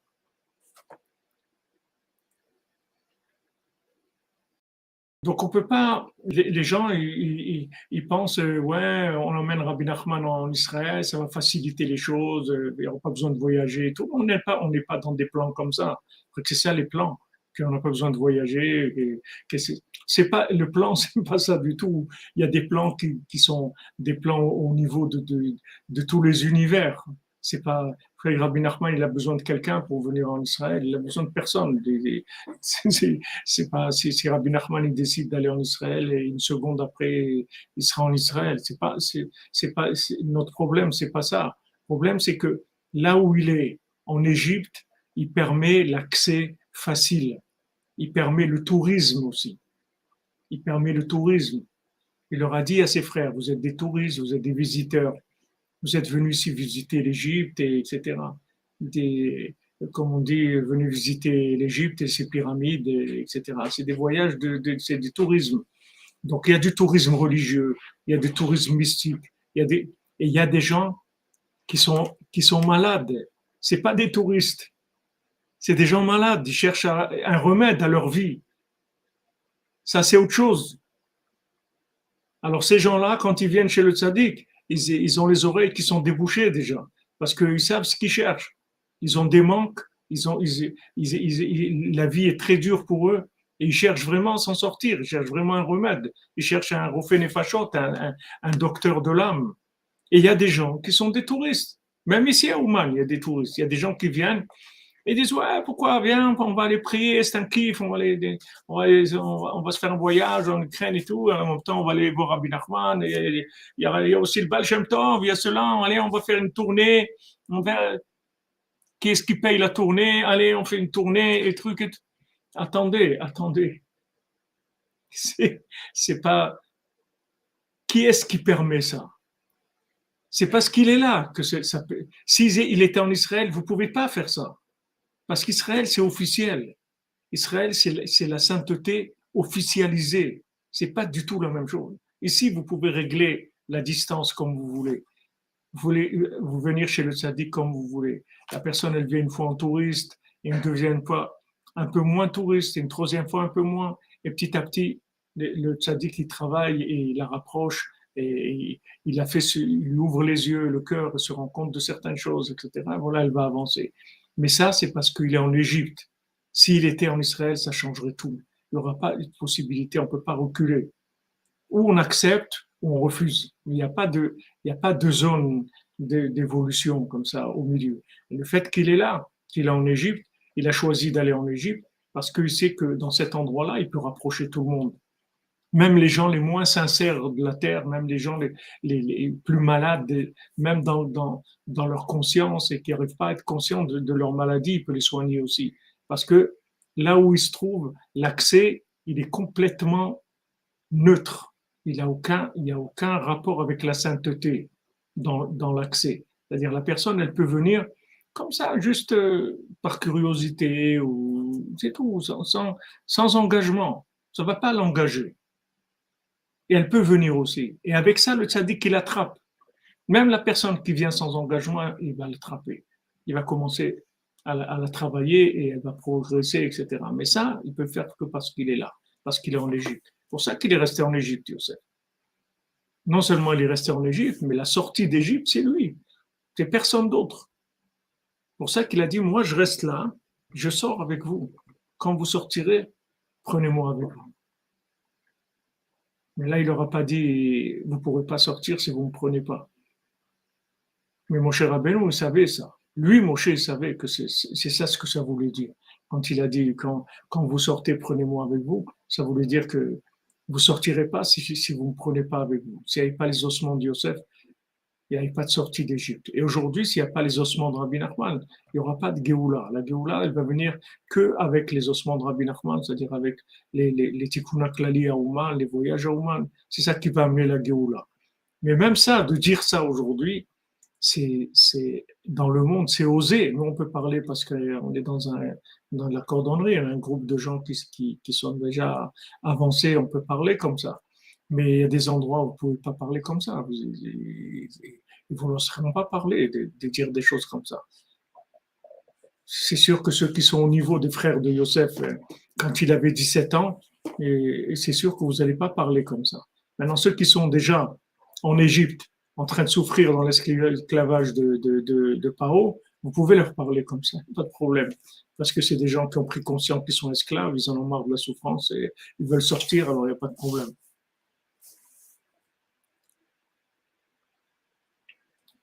Vous dites, il reste en arrière, c'est un principe de Mashiach Ben Yosef. Ouais, ouais, c'était de laisser, en fait, tout le travail du tzaddik, c'est en même temps de respecter votre libre arbitre et en même temps d'essayer de, de le violer au maximum. C'est-à-dire en même temps, il va vous laisser choisir, mais il va vous laisser une toute petite part à choisir. Il va essayer de vous influencer au maximum de ce qu'il peut en se déguisant sur toutes les formes possibles, dans ce que vous aimez dans votre vie, dans ce qui vous inspire. Si vous avez été inversé, là où vous êtes inversé, dans n'importe quoi, il va lui aussi s'inverser et rentrer dans votre façon, juste pour vous ramener vers Hachem, parce qu'il s'est engagé auprès d'Hachem et il a les moyens de le faire et il va arriver pour toute l'humanité à le faire. Donc maintenant, il travaille, c'est tout. Mais il faut pas croire que Yosef, il est en Égypte parce que il a envie d'être en Égypte. Il est en Égypte parce qu'il travaille beaucoup mieux en Égypte que s'il était dans un endroit où il est révélé par rapport à ce qu'il représente. Là, il représente l'empereur de l'Égypte. Ok, c'est un poste qui est tout à fait neutre, il n'y a pas de, il y a aucune sainteté là-dedans. Donc ça peut, tout le monde peut se rapprocher, il n'y a pas de problème. שזה בחינת שאמרו לו, אחי יוסף המלוך תמלוך עלינו, עד שעל ידי זה נעלם הצדיק מן העולם, חס ושלום. Voilà, c'est en train que חס ושלום, le tzaddik qui se cache du monde. בכל דור ודור נמצא צדיק כזה. Il faut savoir que dans chaque génération, il y a un tzaddik comme ça. שיודע להלוך נגד רוחו של כל אחד ואחד. Que ce tzaddik, il sait aller selon le souffle de chacun. La grandeur du tzaddik, c'est qu'il sait accompagner chacun. C'est-à-dire qu'il sait parler le langage de chaque personne. Voilà combien de gens disent oh, le cours, j'entends, ça me parle et tout. Parce que le tzaddik, Rabbeinu, il sait, il vous prend comme vous êtes. Il vous parle comme vous êtes. Pas, il vous fait pas un discours universitaire. Je me souviens quand j'étais à l'université, j'étais dans l'amphithéâtre comme ça. C'était choquant parce que quand bon, le lycée c'est un peu humain quand même. On connaît les profs, tout ça, et ils connaissent nos noms, ils nous appellent par notre prénom et tout, ils disent bonjour. Et tout. Maintenant, dans l'amphithéâtre, là, on est tous assis, il vient le prof, Madame, Monsieur, bonjour, au revoir. Et tout, il n'y a rien, tu écoutes pas, tu fais ce que tu veux, il n'y a personne qui t'est. C'est choquant, c'est-à-dire c'est très, très impersonnel comme façon de parler. Maintenant, il y a de la Torah qui est comme ça, il y a des gens qui enseignent la Torah comme ça. Ils viennent, fais le cours, tu veux pas, t'as compris, c'est bien, t'as pas compris, tant pis, c'est pas grave, c'est tout, shalom, c'est tout, il y a pas. Mais Rabbeinu, c'est pas ça. Rabbeinu, il n'y a personne dans l'assemblée qui va sortir non concerné. Il va s'occuper de chaque personne. Chaque personne, elle va entendre la mélodie de sa gamme de notes à elle, adaptée. Ça, c'est le tzaddik de la génération. Il sait aller d'après le souffle de chacun.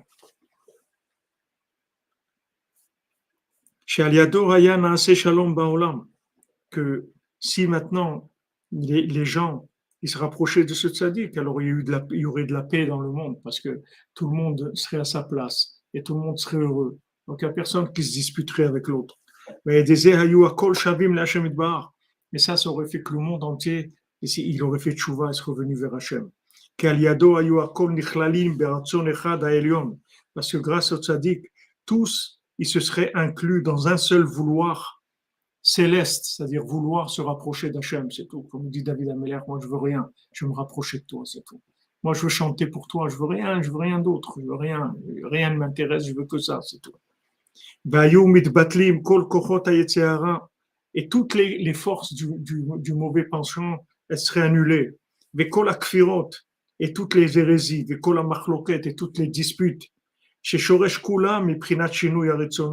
que maintenant la racine de toutes les disputes, de tous les Yetzirah, de toutes les hérésies, c'est uniquement dans les chinouilles des Retzonot, c'est-à-dire les vouloirs différents, les différents vouloirs. Mais quand le Yetzirah il voit qu'il y a un tzaddik comme ça dans le monde, qui a une force pareille, chez Oprinat Moshe, que ce tzaddik il est le principe de Moshe Rabbeinu, Prinat Ra'avad et Ra'avin, que lui, il représente le vouloir du vouloir. Moshe, Moshe, c'est valeur numérique 345.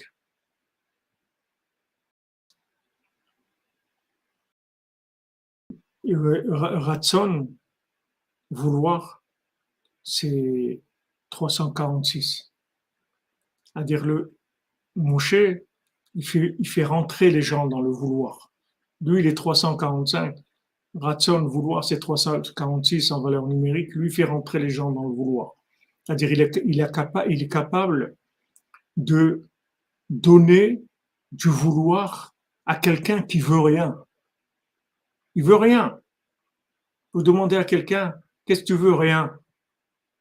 Rien. Qu'est-ce qui t'intéresse? Rien. Qu'est-ce que tu veux faire de ta vie? Rien. Allez-y, occupez-vous de lui. Allez, que quelqu'un vienne s'occuper de lui. Maintenant, mon cher Rabbeinu, c'est les ratson du ratson. Le tzaddik, c'est le vouloir du vouloir. C'est pour ça que ces tzaddikim-là, comme mon cher Rabbeinu, Yosef, David Ameller, et qui encore? Il y a plusieurs tzaddikim qui sont tous décédés à Shabbat, à Mincha. Parce que Mincha de Shabbat, ça s'appelle Ratson Sheberetzono. C'est le vouloir du vouloir. C'est le point culminant du Shabbat. C'est le vouloir du vouloir. C'est-à-dire le vouloir lui-même, il a un vouloir. C'est-à-dire même quelqu'un qui veut pas, il y a une façon de le faire vouloir. Avec le vouloir du vouloir. C'est-à-dire que le vouloir lui-même, il a une possibilité d'être orienté par un vouloir du vouloir. Donc, comme Rabbeinu dit que quand vous faites des Tehillim, quelqu'un qui fait des psaumes, même quelqu'un qui veut pas, ça va le faire vouloir. Comme Rabbeinu, il a dit à quelqu'un il a dit à quelqu'un, si tu veux vouloir, alors ça va aussi. C'est bien. Même si tu veux pas. Mais tu aurais aimé vouloir, ça suffit. Le tzaddik, c'est Rahava des Rahavim. C'est-à-dire que quand vous dites cette notion-là, ça veut dire En shumeush ba'olam klal. Il y a personne qui peut se désespérer. Parce que même si pourquoi quelqu'un va se désespérer? Parce qu'il veut plus. Parce que sa vie c'est un échec dans tout. Donc il veut plus. Il essaie le travail, ça marche pas. Il essaie le mariage, ça marche pas. Il essaie l'éducation, ça marche pas. Il essaie la santé, ça marche pas. Il essaie le sport, ça marche pas. Il essaie tout, il n'y a rien qui marche, donc il veut plus rien. Les échecs, ça tue le vouloir. Quand on échoue, on n'a plus envie. C'est tout. Quelqu'un ne va pas se présenter aux Jeux Olympiques pendant 50 ans. Quelqu'un s'est présenté une fois, deux fois, et shalom, ça y est, c'est pas qualifié, c'est pas qualifié. Dire l'échec, ça détruit le vouloir. Maintenant, imaginez-vous qu'il y a quelqu'un qui existe dans le monde, qui s'appelle Rabbi Nachman, et qui a le secret du vouloir. C'est-à-dire, il a le vouloir du vouloir. C'est-à-dire, il peut donner envie à quelqu'un qui a fait que échouer dans sa vie. Il peut lui donner envie de vivre et envie de construire, envie de commencer à zéro, comme s'il n'avait jamais commencé dans sa vie. Comme s'il n'avait jamais rien fait dans sa vie. Comme s'il n'avait jamais vécu encore. Parce qu'il a le vouloir du vouloir. Si les gens ils savaient ça, mais tous les gens ils seraient en train de courir pour venir chez lui. Tous les gens ils se rapprocheraient de lui. Combien de points on a en nous qui sont des points où on a échoué tellement de fois que on n'y croit plus. C'est-à-dire, bon, j'ai essayé. Combien de fois je vais essayer? Combien de fois je peux essayer? Essayer une fois, deux fois, trois fois, 5 fois, 10 fois. Ça veut dire que c'est pas. Ça veut dire que c'est pas pour moi. Je veux plus, c'est tout. Combien de fois vous pouvez essayer en échouant et continuer à vouloir essayer encore? Combien de fois vous pouvez redoubler une classe et redoubler, jusqu'à quel âge vous allez redoubler? Vous êtes en sixième, vous allez redoubler jusqu'à l'âge de 70 ans. Combien d'années vous avez? Une fois, deux fois, après vous quittez l'école, c'est tout. Tout le monde, c'est comme ça. Vous avez essayé une affaire, ok, vous avez essayé une fois, une autre affaire, une autre, ça y est, ça marche pas, ça y est. Combien quelqu'un il peut essayer en ayant des échecs et encore il a envie d'essayer? Ben, sachez qu'il existe un tzaddik sur terre qui s'appelle Rabbi Nachman qui va vous donner envie d'essayer et de commencer comme si vous n'avez jamais essayé dans votre vie. Jamais. Vous allez commencer quelque chose comme si vous n'avez jamais commencé. Donc c'est puissant comme remède. C'est très, très puissant. Donc c'est pour ça qu'il est caché. C'est pour ça que le Yetzirah, il ne laisse pas. Parce que si le Yetzirah, il voit ça, comme il a vu l'âme de Rabbi Nachman venir, il a dit, j'ai plus rien à faire. Parce que toute la force du Yetzirah, c'est la vieillesse. Il utilise ça. Il utilise le fait qu'on a échoué plusieurs fois et que voilà, ça n'a pas marché. Donc ça y est, laisse tomber. C'est avec ça que le Yetzirah il travaille. Maintenant, s'il y a quelqu'un qui vient et qui a la clé du vouloir, du vouloir. C'est-à-dire qui est capable de vous faire vouloir quand vous voulez plus. Donc ça y est, il n'y a plus d'Yetzirah. Il a disparu l'Yetzirah. Il n'y en a plus. Tout l'Yetzirah, c'est que tu t'arrêtes, c'est tout. Tu veux plus. C'est tout. J'ai essayé, je veux plus maintenant. Mais quelqu'un qui vous fait vouloir tout le temps, à nouveau, tous les jours, toute votre vie, comme un bébé qui vient de naître, vous savez rien. Vous n'avez jamais échoué, vous n'avez jamais essayé, vous n'avez jamais commencé à vivre. Vous n'avez jamais commencé à vivre. Vous avez commencé aujourd'hui. Aujourd'hui, voilà, je commence à vivre aujourd'hui. Quelqu'un qui a le pouvoir de vous donner cette énergie-là. C'est normal qu'il soit attaqué, que il ne laisse pas.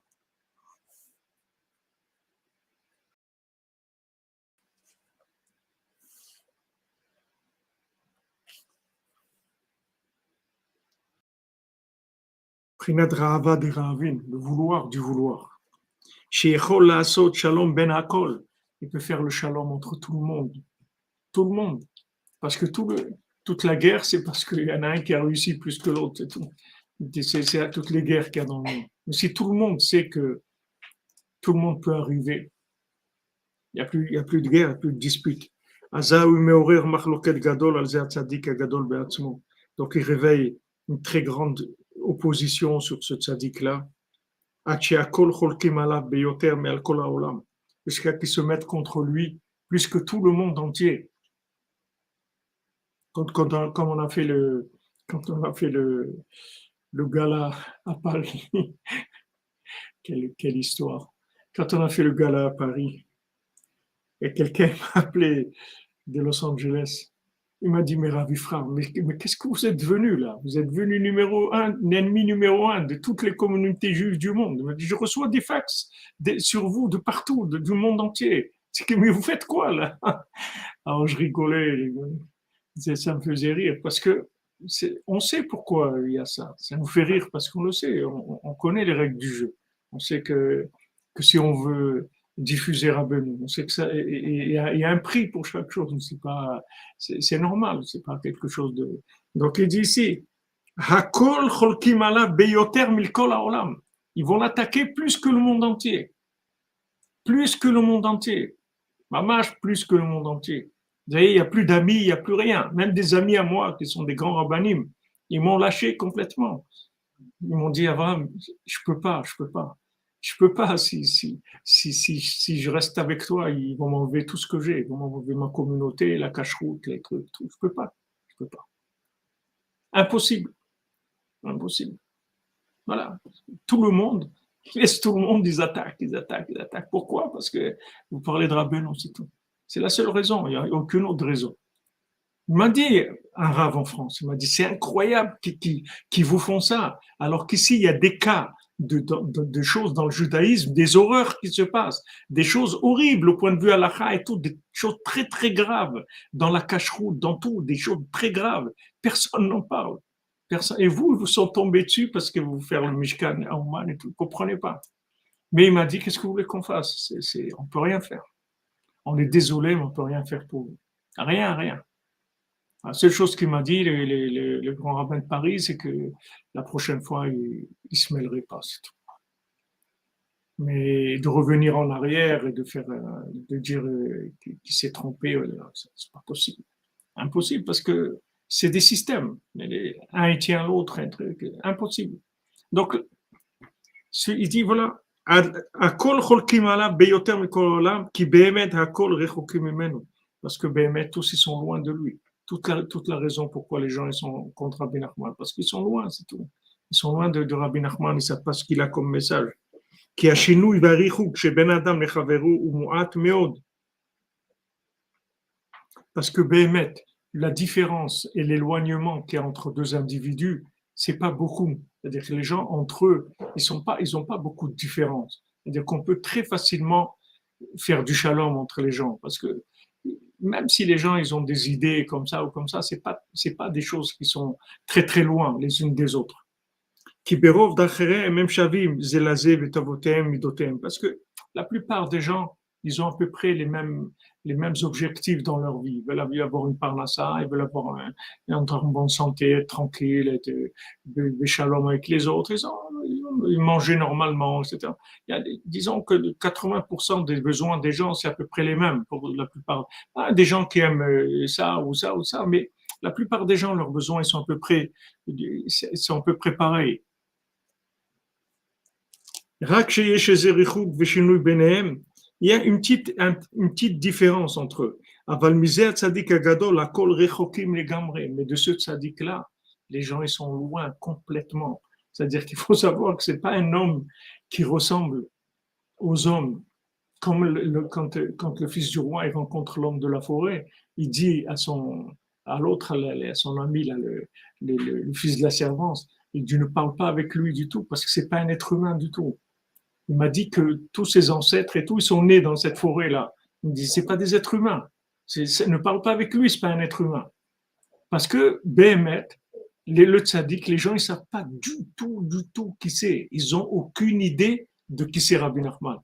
Ils croient que c'est un être humain, disons, ils croient que c'est un Superman, c'est-à-dire un homme, mais qui a beaucoup réussi, c'est-à-dire qui a des niveaux élevés dans tous les domaines. Vous voyez, il a un niveau élevé là-dedans, il sait très bien prier, il connaît très bien la Torah, il a un caractère très bon, il est très bien dans tout, mais c'est pas ça du tout.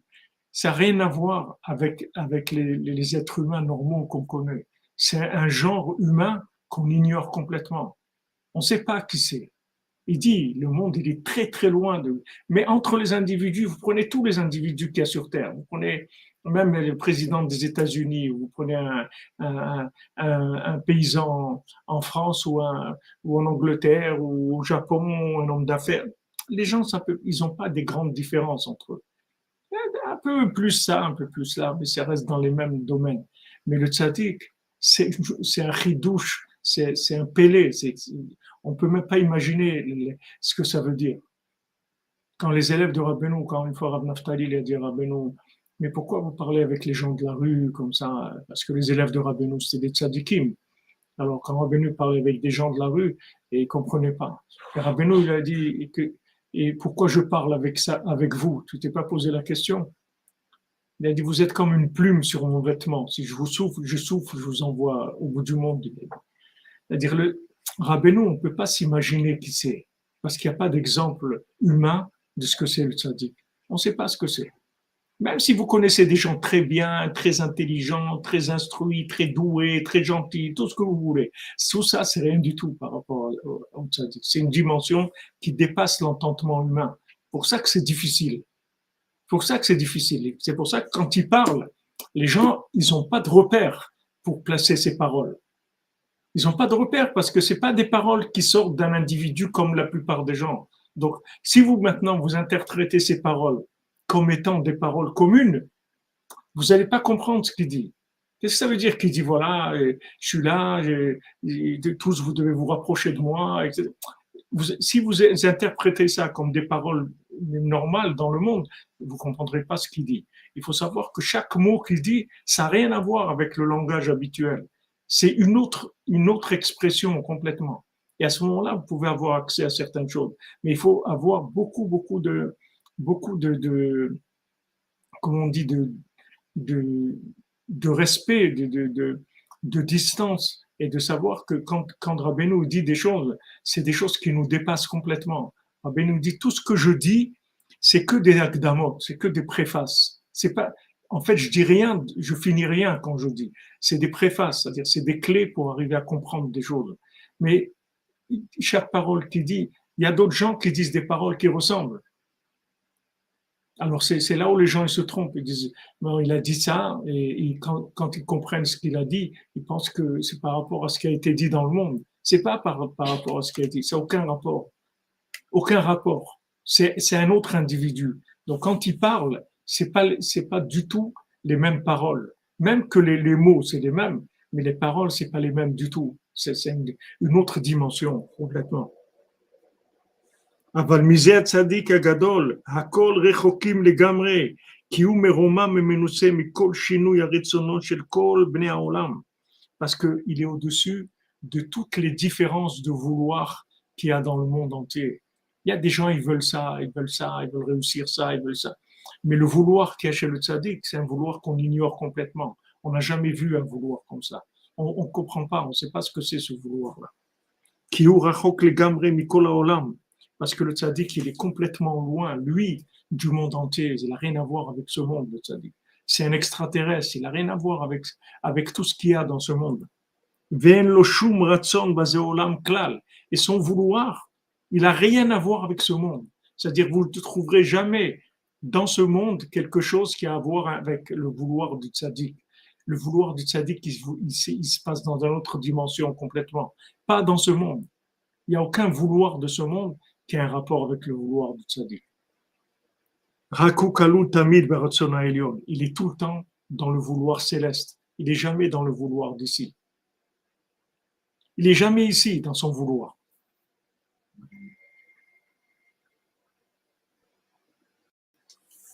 C'est des choses qu'on n'a jamais entendues. C'est-à-dire, on ne sait pas ce que ça veut dire. Qu'est-ce que ça veut dire que son vouloir? On ne sait pas ce que ça veut dire. Il a un vouloir qui n'est pas dans le monde. Son vouloir, il est dans des dimensions qui n'ont rien à voir avec ce monde-là. Prinat Rava de Ravin, c'est-à-dire le vouloir du vouloir. Ou Mishima'amin bo mitkarev ela. Et celui qui a confiance dans le tzaddik et qui se rapproche de lui, azay kol echad ve'echad yechol limtso atzmo betor ze tzaddik. Chacun il peut plus se trouver lui-même dans ce tzaddik-là. Il va se trouver lui-même dans le tzaddik. Kihu shoresh kol neshamot Israël kalul mikulam, parce que lui c'est la racine de toutes les âmes d'Israël et il inclut tout le monde. Tout le monde est inclus dans le tzaddik. Kihu prinat ratzon sheberetzonot, parce qu'il est le vouloir du vouloir. Le vouloir c'est la vie. Quelqu'un qui ne vit plus, il est mort. C'est-à-dire quelqu'un qui l'expression de la vie c'est de vouloir quelque chose. Tant que quelqu'un veut quelque chose, ça va, ça veut dire qu'il il a de la vie en lui. Si quelqu'un ne veut plus rien, shalom, c'est terminé, il est mort. Quelqu'un qui veut encore quelque chose, même si c'est du manger ou de l'argent, au moins il veut quelque chose. Il y a une forme de vie en lui. Donc maintenant, il y a un ratson chez Beretzonot, quelqu'un qui a la racine de tous les vouloirs du monde, c'est-à-dire la vie de la vie, la racine de toutes les vies du monde. C'est-à-dire le vouloir céleste qui est en fait présent dans toutes les âmes, dans tous les vouloirs de tous les gens du monde. C'est-à-dire qu'en fait, quand nous on veut quelque chose, dans ce vouloir-là, il y a le vouloir d'Hachem, c'est-à-dire le vouloir du vouloir qui est aussi présent dans ce vouloir-là.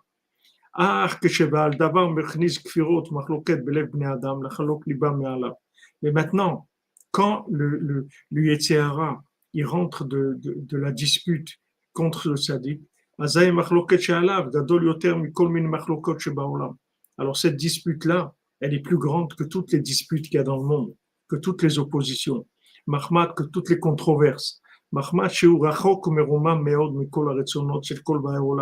Comme maintenant, il ressemble pas à ce qu'il y a dans le monde. Donc l'opposition, elle est très très forte. Parce que si ça ressemble à quelque chose, alors on crée une opposition qui est en fonction de la personne.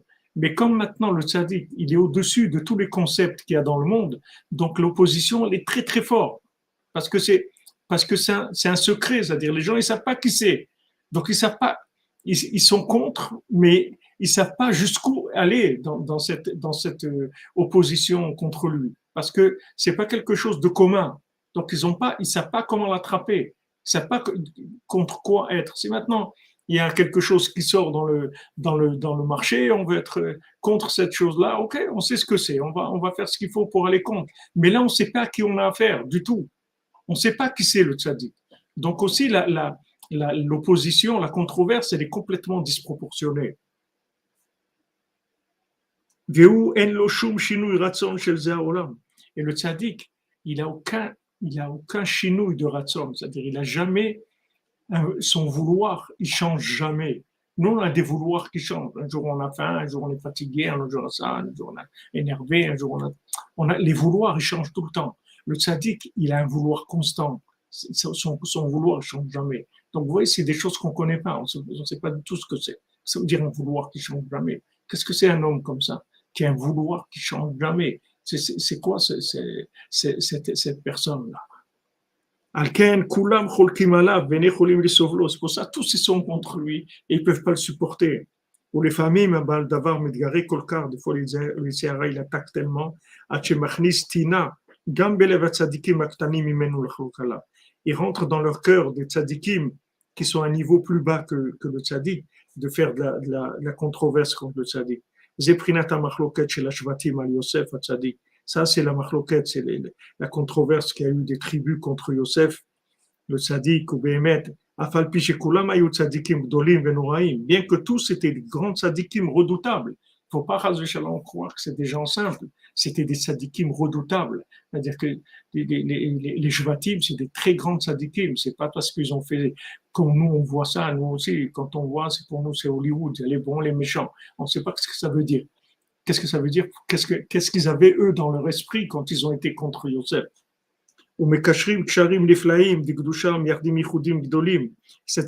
C'est des tzadikim qui font des très grandes choses spirituelles. Malgré ça, malgré qu'ils étaient grands, tous ils devaient venir se soumettre et s'attacher à lui. Parce que lui, c'est l'ancien, le vrai ancien de la sainteté, que lui, c'est le front du vouloir, Rahava des Rahavim, c'est-à-dire c'est le vouloir de tous les vouloirs qu'il y a dans le monde. Chez les Sham, que maintenant, à travers lui, tous les vouloirs du monde, ils vont être attachés à la racine du vouloir. C'est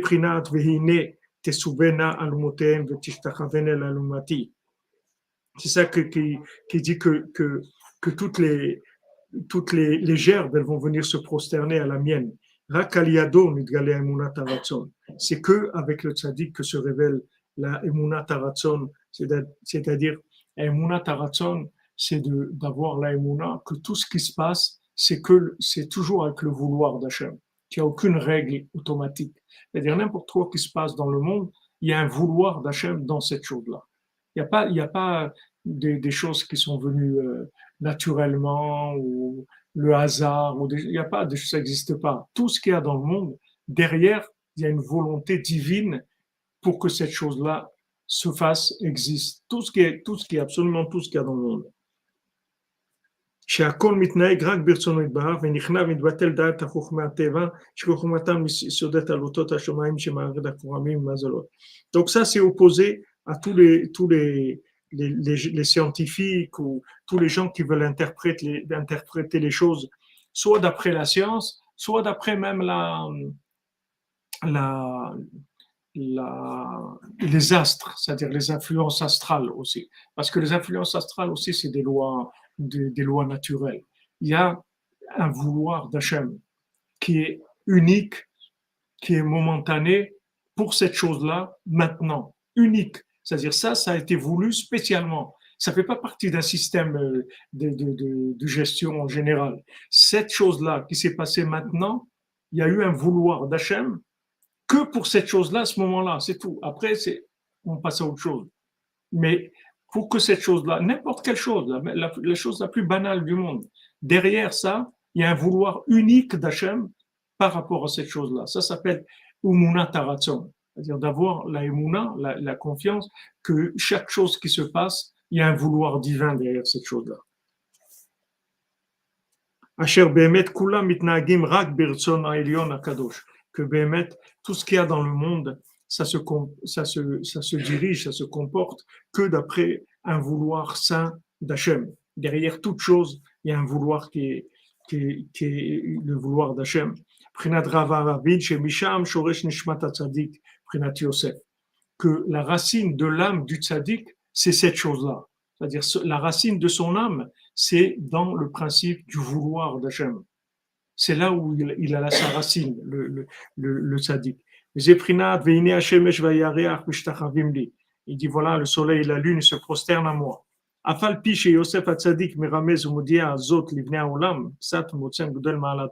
Bien que maintenant le tzaddik, il fait allusion, il fait savoir au monde un petit peu de sa grandeur. Malgré ça, le libre arbitre, il a toujours sa force. les familles machloket, que ça, des fois, ça entraîne encore plus de disputes, encore plus d'opposition, de haine. Veprinat vayosifu od snoto. J'écris, ils l'ont haï encore plus. Ou bémet les figotel ittarout abal davar, la sitam chez Argo et Yosef Hatzadik. Et tellement il les a attaqués, ils ont voulu le tuer. S'ils avaient fait ça, ça y est, le monde il aurait été terminé. Ça aurait été la fin du monde. Si Chas Shalom nous avait fait ça. Regardez à côté de quoi on passe. C'est ça les vrais dangers. Les gens, ils ont peur de l'Iran. Mais l'Iran, c'est des marionnettes, c'est rien du tout, l'Iran. Ce qu'il faut avoir peur, c'est des gens qui cachent la lumière de Rabbi Nachman. Ça, c'est très dangereux. Ça, c'est les gens qui sont dangereux. Mais l'Iran, c'est rien du tout. L'Iran, c'est des conséquences, des choses. C'est vraiment des choses qui sont, c'est vraiment ça, aucune importance. Même si ils ont un pouvoir et tout, mais c'est pas ça le pouvoir. La racine de ce problème-là, c'est quelqu'un qui empêche des gens de venir à Ouman. Ça, c'est grave. Après, il y a l'Iran ou tout ce que vous voulez. Mais ça, c'est des conséquences. Mais la racine de tout ça, c'est parce que quelque part, quelqu'un, il a empêché la diffusion de la parole de Rabbi Nachman, il a empêché quelqu'un de venir à Oman, il a empêché quelqu'un de faire Tikkun HaKlali, s'est moqué de lui, il l'a cassé, il n'a pas pu faire ça. Ça, c'est grave. Ça, c'est très grave, parce que ça, on frôle la destruction. Regardez, s'ils avaient Chas v'Shalom tué Yosef, ça y est, c'était la fin du monde. Tout simplement. Maintenant, vous dites, mais pourquoi il y a beaucoup de tzadikim, on voit combien Shaoul il a tué des gens, combien il a tué des tzadikim, et des kohanim, et pourtant le monde il s'est pas détruit, mais ça c'est pas la même chose. C'est-à-dire le tzadik qui tient la génération, qui a le vouloir du vouloir, c'est comme si vous dites quelqu'un, on va tuer son âme, mais on va laisser son corps vivant. Mais si tu tues son âme, il meurt tout de suite le corps. Le corps ne peut pas vivre sans l'âme. Il n'y a pas de. Donc le problème, c'est pas toutes les peurs qu'il y a dans le monde. Les gens ils parlent de la peur, voilà, sachez, maintenant c'est la troisième guerre mondiale, se prépare, il y a l'armée russe, l'armée truc, tout ça c'est rien du tout. C'est pas ça le problème. Ce qu'il faut parler, c'est que les gens ils laissent Rabbi Nachman travailler, que les gens ils se mettent sur le côté, qu'ils prennent. Il y a des aires de repos, qu'ils prennent du repos, qu'ils aillent là-bas, il y a du café, il y a des trucs qui se reposent, qui laissent passer les véhicules qui s'occupent de la réparation du monde, qui laissent véhiculer la parole du tzaddik. C'est de ça qu'il faut parler. Parce que c'est eux le vrai problème. Le vrai danger du monde, c'est ça. C'est pas, le reste, vous voyez, toute l'histoire du monde, elle tenait sur ça. C'est pas, quand Yosef il est arrivé à passer au travers et qu'il est resté vivant, même qu'il était esclave, 12 ans en prison et tout, il est devenu en fin de compte l'empereur d'Égypte. Il a dirigé le monde entier, matériellement. C'est lui qui donnait à manger à quelqu'un qui était en France ou en Angleterre ou n'importe où, il mangeait de Yosef Hatzadik. C'est-à-dire le monde entier se nourrissait de Yosef Hatzadik. Comme c'est aujourd'hui aussi. Mais aujourd'hui, c'est plus caché. Ça se voit pas, mais c'est la même chose. C'est exactement le même principe. Le danger, il est là. Il n'est pas dans les dangers que les gens y croient, que tel pays, il peut faire des bêtises, il peut avoir la bombe atomique. Toutes ces choses-là, c'est des conséquences uniquement de cacher la lumière de Yosef. C'est les conséquences qu'il y a. Tout le mal qu'il y a dans le monde, il vient que de ça. C'est tout.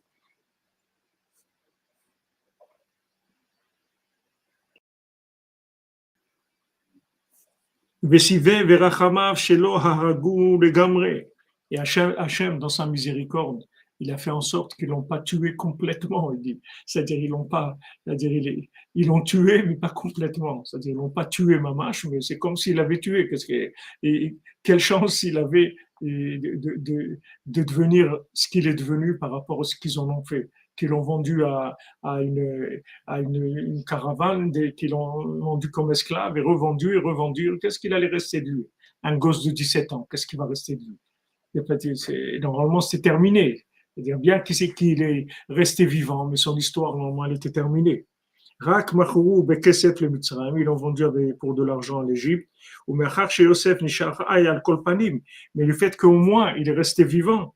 Si Vev Hashem Idbar Berachama, Hashem, il a fait, il a amené toutes sortes de situations. Tchiachar Shavu Kulam Bichuva, que tous après, ils ont fait Tchouva, mais ils trachtou al Mechirato. ils ont regretté de l'avoir vendu. Jusqu'à qu'ils sont venus, ils sont réunis, et Yosef il s'est fait connaître à eux. Et tous ils sont venus chez lui avec beaucoup d'amour et beaucoup de soumission. Qui puisque Béhémet, le tzaddik, c'est la racine du vouloir. C'est sûr que tous, ils doivent venir s'attacher à lui. Et c'est ça leur perfection. Les gens ils croient qu'ils vont venir se prosterner à Rabbi Nachman, alors ils vont être des sous-fifres, ils vont plus être. Mais non, c'est comme ça que tu vas devenir parfait. Tu comprends pas que lui, il veut pas te diriger comme toi tu diriges. Lui, il veut pas te diriger, lui, il veut te parfaire. Lui, il est là pour compléter ce qui te manque dans ta vie. C'est le contraire. Et même si tu es très grand, tu peux pas imaginer combien grand tu vas devenir si tu te soumets à lui. Tu vas devenir beaucoup plus grand que toute la grandeur à laquelle tu peux arriver de par toi-même. Et c'est comme ça dans chaque génération. Ne croyez pas que c'était once upon a time. C'est maintenant. On vit ça aujourd'hui, maintenant, dans ce présentement, maintenant, la veille de Hanouka 2021. Et voilà, on vit ça maintenant. Quand vous voyez ce qui se passe, vous voyez que c'est des choses qu'on vit maintenant. Et après, ça devient les Hashmonaïm, et ça devient les Grecs, et ça devient ça, et ça devient... Tout ça, c'est la même histoire. On le vit tout le temps. Tout ça, c'est la machloket contre le tzaddik. Rabbi Nathan dit, on ne peut pas trop rentrer dans les détails. Bon, moi, je dis des choses que je sais que Rabbi Nathan ici, il voudrait dire, mais afin le piquet, Rabbi Nathan ne peut pas rentrer, lui, à son époque, il ne pouvait pas rentrer trop dans les détails parce qu'il était déjà dans une situation très délicate, il ne pouvait pas rajouter. Donc voilà, je m'excuse, j'ai un peu, enfin, après presque 2 heures, je me suis un peu laissé. Mais je dis au moins un passage. Il y a tellement à faire. Il y a tellement sur Yosef, tellement il a écrit Rabbi Nathan, parce que c'est quelque chose qui est la base, la matrice de la compréhension du principe du tzaddik. C'est jamais aussi expliqué, aussi vécu dans les détails qu'avec Yosef. Avec Yosef, vous pouvez comprendre tout, comment ça fonctionne, le tzaddik, par rapport au tzaddikim, par rapport au monde, par rapport à tout. Parce que c'est très, très développé. C'est une vie de grande révélation. Donc, Bezrat Hashem, les amis, on se prépare pour Hanouka.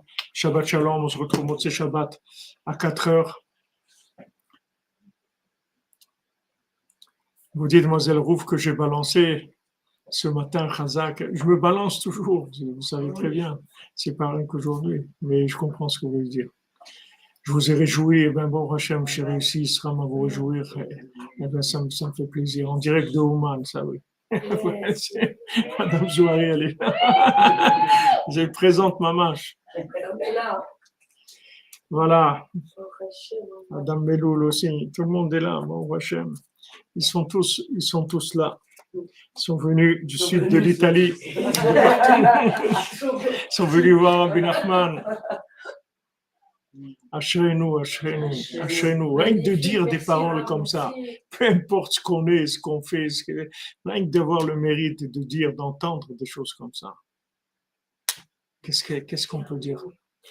Que merci Hachem, c'est tout. Même qu'on est comme on est, avec tout ce qu'on passe et tout ce qu'on fait. Je veux rien que remercier Hachem d'avoir le mérite. Qui est-ce qui va parler de Rabbeinu dans le monde? Qui est-ce qui va parler? Voilà. Il nous a trouvé à nous. C'est tout ce qu'il a trouvé. Qu'est-ce que vous voulez? S'il avait trouvé mieux, il aurait pris. Il n'a pas trouvé mieux. Alors, on est là. Baruch Hashem. C'est court, vous dites même 2 heures, c'est court. Ça. Hashem nous protège, Bezrat Hashem. Que vous ayez un excellent Shabbat, beaucoup de joie, une grande préparation pour Hanouka. Et voilà, on va Bezrat Hashem aussi dimanche soir, Blinéder, que ça fonctionne, Internet et tout. On allumera au Mishkan en live aussi pour tout le monde, que tous vous soyez tous avec nous aussi pour l'allumage sur Rabbi Nachman. Vous êtes toujours là, mais que aussi vous puissiez le vivre. Bezrat Hashem, on allumera dimanche soir. Dès le début, je pense 17h30, 18h à l'heure de Douman, c'est-à-dire en France, c'est 1 heure de moins. Le temps de se préparer, à peu près 18 heures, heure d'Ouman, c'est-à-dire 17 heures, heure de France, dimanche soir. Mais déjà, on a samedi soir, les Hachem pour le Shiot, c'est pour le Masiot, et dimanche après-midi aussi. Ah ouais, Rabbeinu, comme vous dites, c'est le passe salutaire, exactement.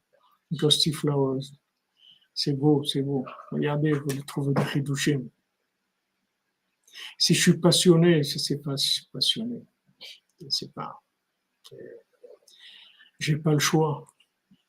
Ne croyez pas que j'ai le choix. J'ai pas le choix. Les amis, refoua shlema pour tous les malades, beaucoup de joie. Vous faites des nedarim et soyez joyeux parce que il y a vraiment de quoi être joyeux. Il y a beaucoup de quoi être joyeux.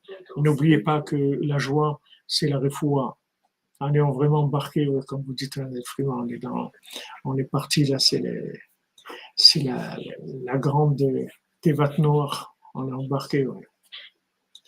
N'oubliez pas que la joie, c'est la refoua de toutes les maladies. C'est la solution à tout. À tout. La joie, c'est la chose la plus élevée spirituellement qu'il y a dans le monde. C'est le comportement le plus élevé qui est. C'est au-dessus de la prière, c'est au-dessus de tout, la joie. Vous dites, je suis missionnaire, ouais. C'est un beau mot, missionnaire. Portez-vous bien. En tout cas, il y a beaucoup de joie ici. Il y a beaucoup d'amitié, beaucoup d'amour, beaucoup de recherche, beaucoup de sincérité, beaucoup de souffrance aussi. Mais, Baruch Hashem, on est là. Malgré toutes les souffrances, il y a des gens, ils souffrent et ils n'ont rien trouvé dans leur vie. La souffrance, c'est pas un critère de réussite. C'est pas parce qu'on souffre qu'on réussit. Ça peut nous aider, mais c'est pas ça qui fait réussir. Merci à tous et à toutes. Voilà,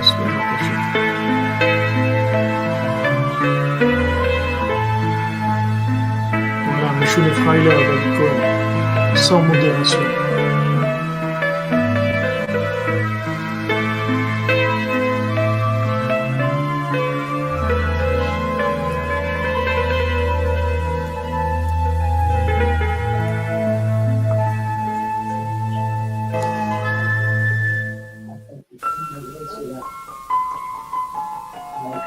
Vous faites les nedarim, il faut faire les nedarim. Sans arrêt, faites des nedarim, sans arrêt. Ça va vous aider énormément.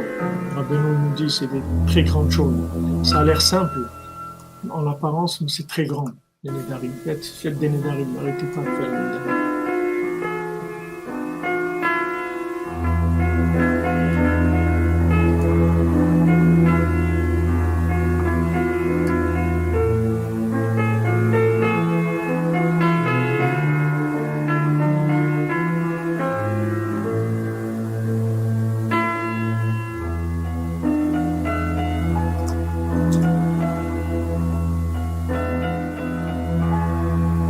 Je vous manque déjà, Islam.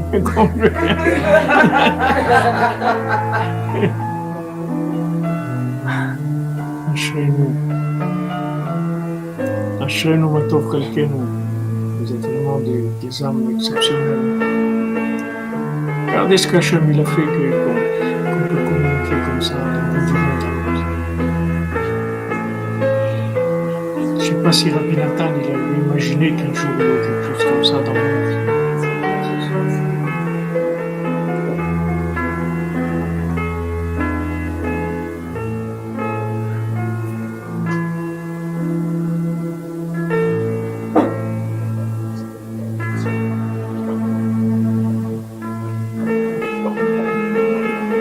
Bon voyage à toutes celles qui voyagent et tous ceux qui voyagent, les Hachem.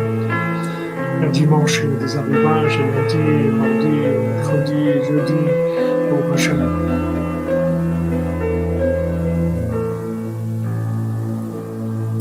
Jonathan Ben Esther, refoua shlema, les Hachem. Dvorah Miriam Bat, Corina Yala, refoua shlema.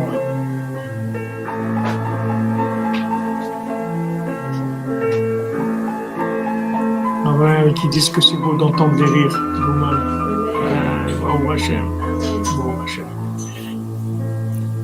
On arrive à rire, ils nous ont pas eu. Ils voulaient nous voir pleurer, mais ils nous ont vu pleurer de rire. Et Nathan, il avait des séances, quelqu'un m'a transmis, il avait des séances de Meshouné Fraïla, comme ça, il faisait avec d'autres, il faisait le fou comme ça, il rigolait, il faisait des séances, vraiment, de ça. Amen, c'est merveilleux, je pense. Prochain rencontre d'arriver à Soudan. Mais te lâche ces maladies, te lâche, parce qu'à trouver d'autres endroits que tu as dit pour toi.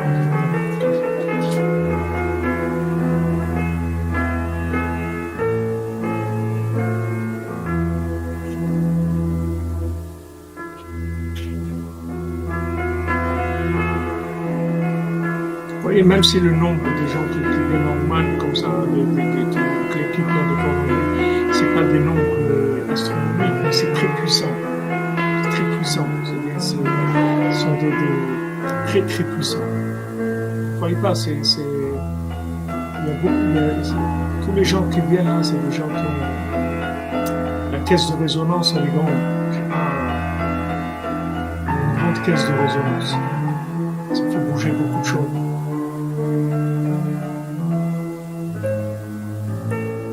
Hachem, je dis, on pleure pas. Oui, c'est Hachem. Laissez un Tova pour tous et tout. Ne vous inquiétez pas, tout se passe bien. Dans les douanes et les trucs, il n'y a pas de problème. Vous avez vos papiers, vous faites le PCR et tout. C'est tranquille. Il faut faire l'assurance aussi. Et quand vous arrivez, vous mettez une application. Ceux qui n'ont pas le vaccin, ceux qui n'ont pas le vaccin, ils n'ont pas besoin de tout ça. Mais ceux qui n'ont pas le vaccin, alors, il faut qu'ils viennent avec le PCR. L'assurance, ça c'est pour tout le monde. Pour faire une assurance, vous pouvez la faire en ligne. L'assurance Covid Ukraine, vous trouvez, ça coûte quelques euros, pas grand-chose. À l'aéroport ou à l'aéroport, ils vous mettent une application.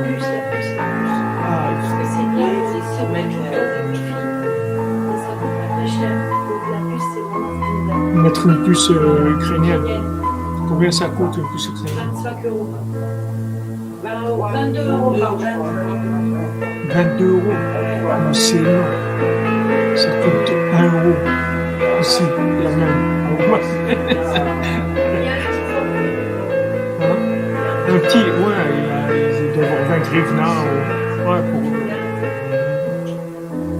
présentation. Parce que si elles n'ont pas la puce, ils ne pourront pas avoir l'application. Si votre téléphone fonctionne, vous pouvez mettre l'application.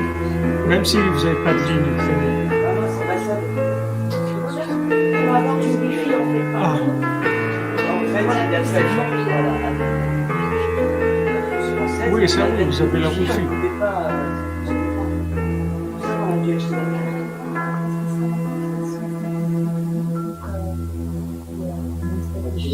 Ah bon? Regardez les millions de dépenser. En plus, on a acheté plein de Non, c'est juste un rapport. C'est pas grave, on C'est un service.